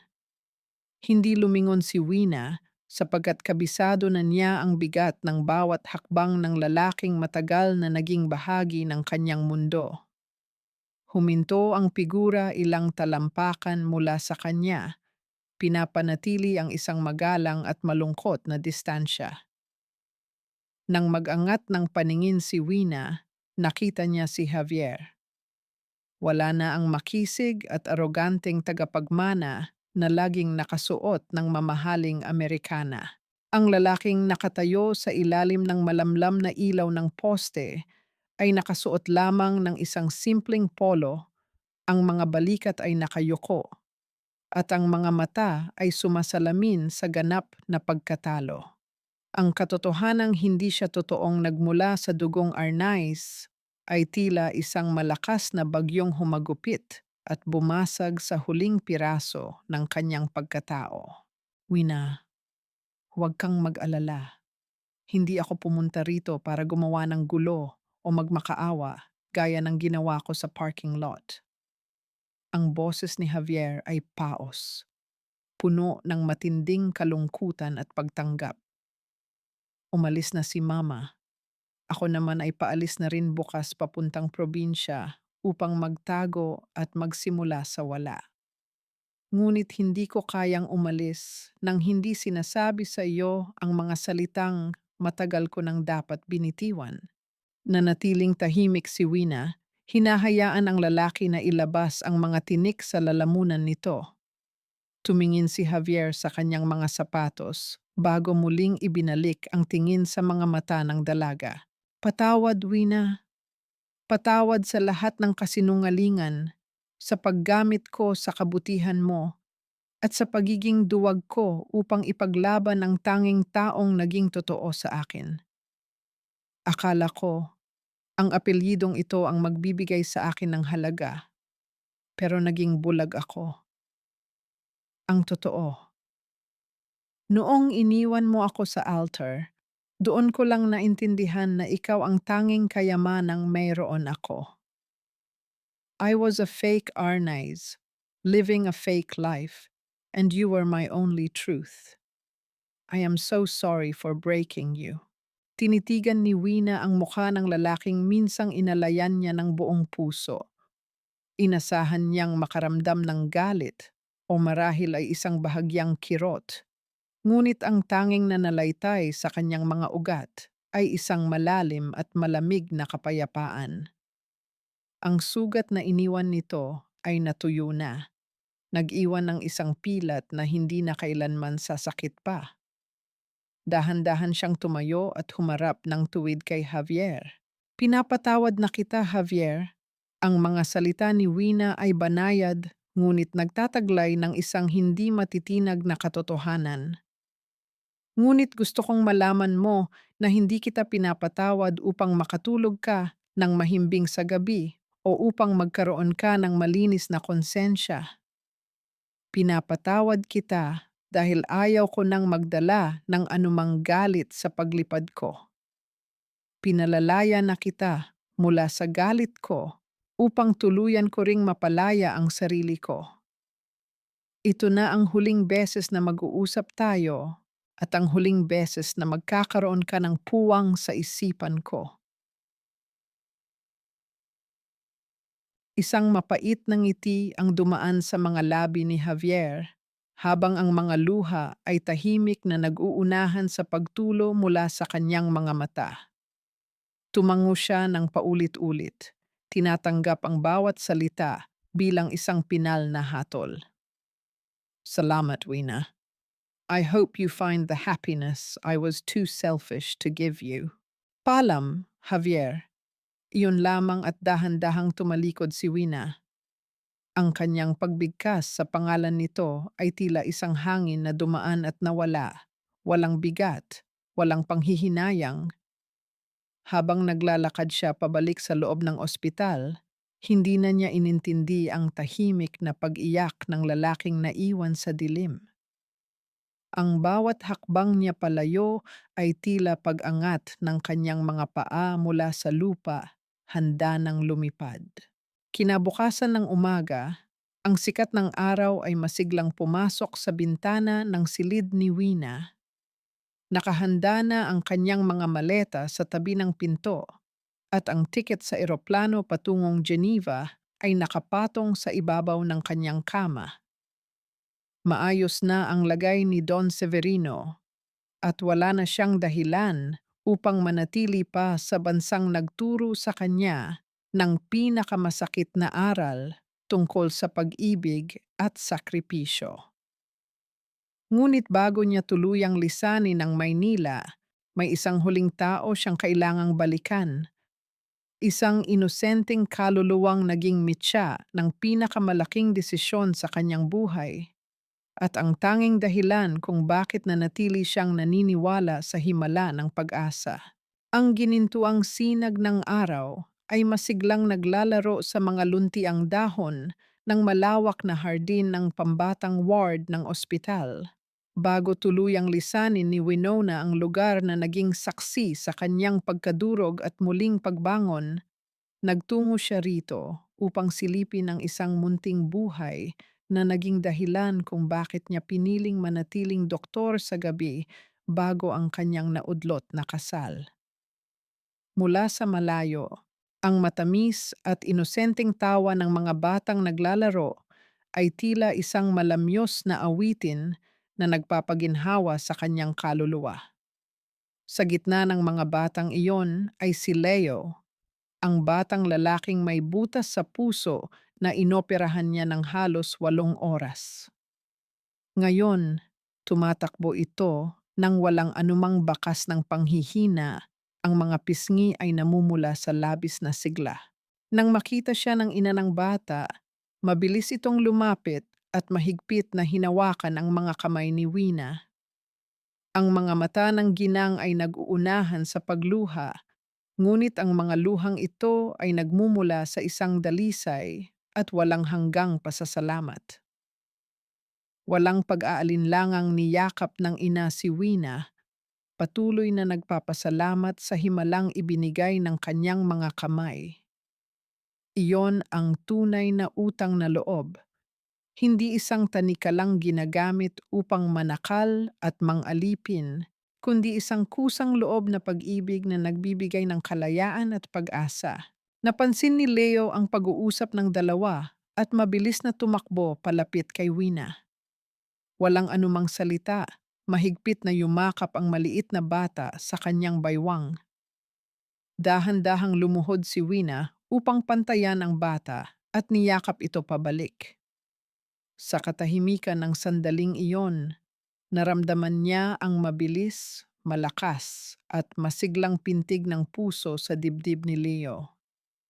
Ang bawat pagtibok ay tila nagsasabing tama ang lahat ng naging desisyon niya.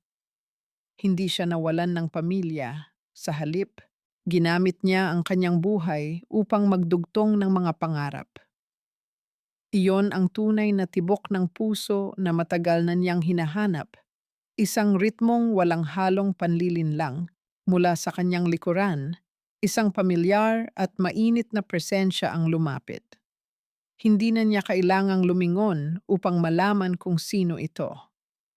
Ang banayad na paglapat ng mga sapatos sa damuhan ay nag-anunsyo ng pagdating ni Attorney Crispin Lacuesta. Suot ang isang kaswal na polo at dala ang 2 pasaporte na may nakasingit na tiket sa eroplano. Ang kanyang mga mata ay nag-uumapaw sa pagmamalaki at tahimik na pag-ibig para sa babaeng nasa kanyang harapan. Sa loob ng pinakamadudugong laban ni Wina, si Crispin ang naging matibay na pader na hindi kailanman humingi ng kapalit. Flight leaves in 4 hours, Dr. Rates. Are you ready to go home?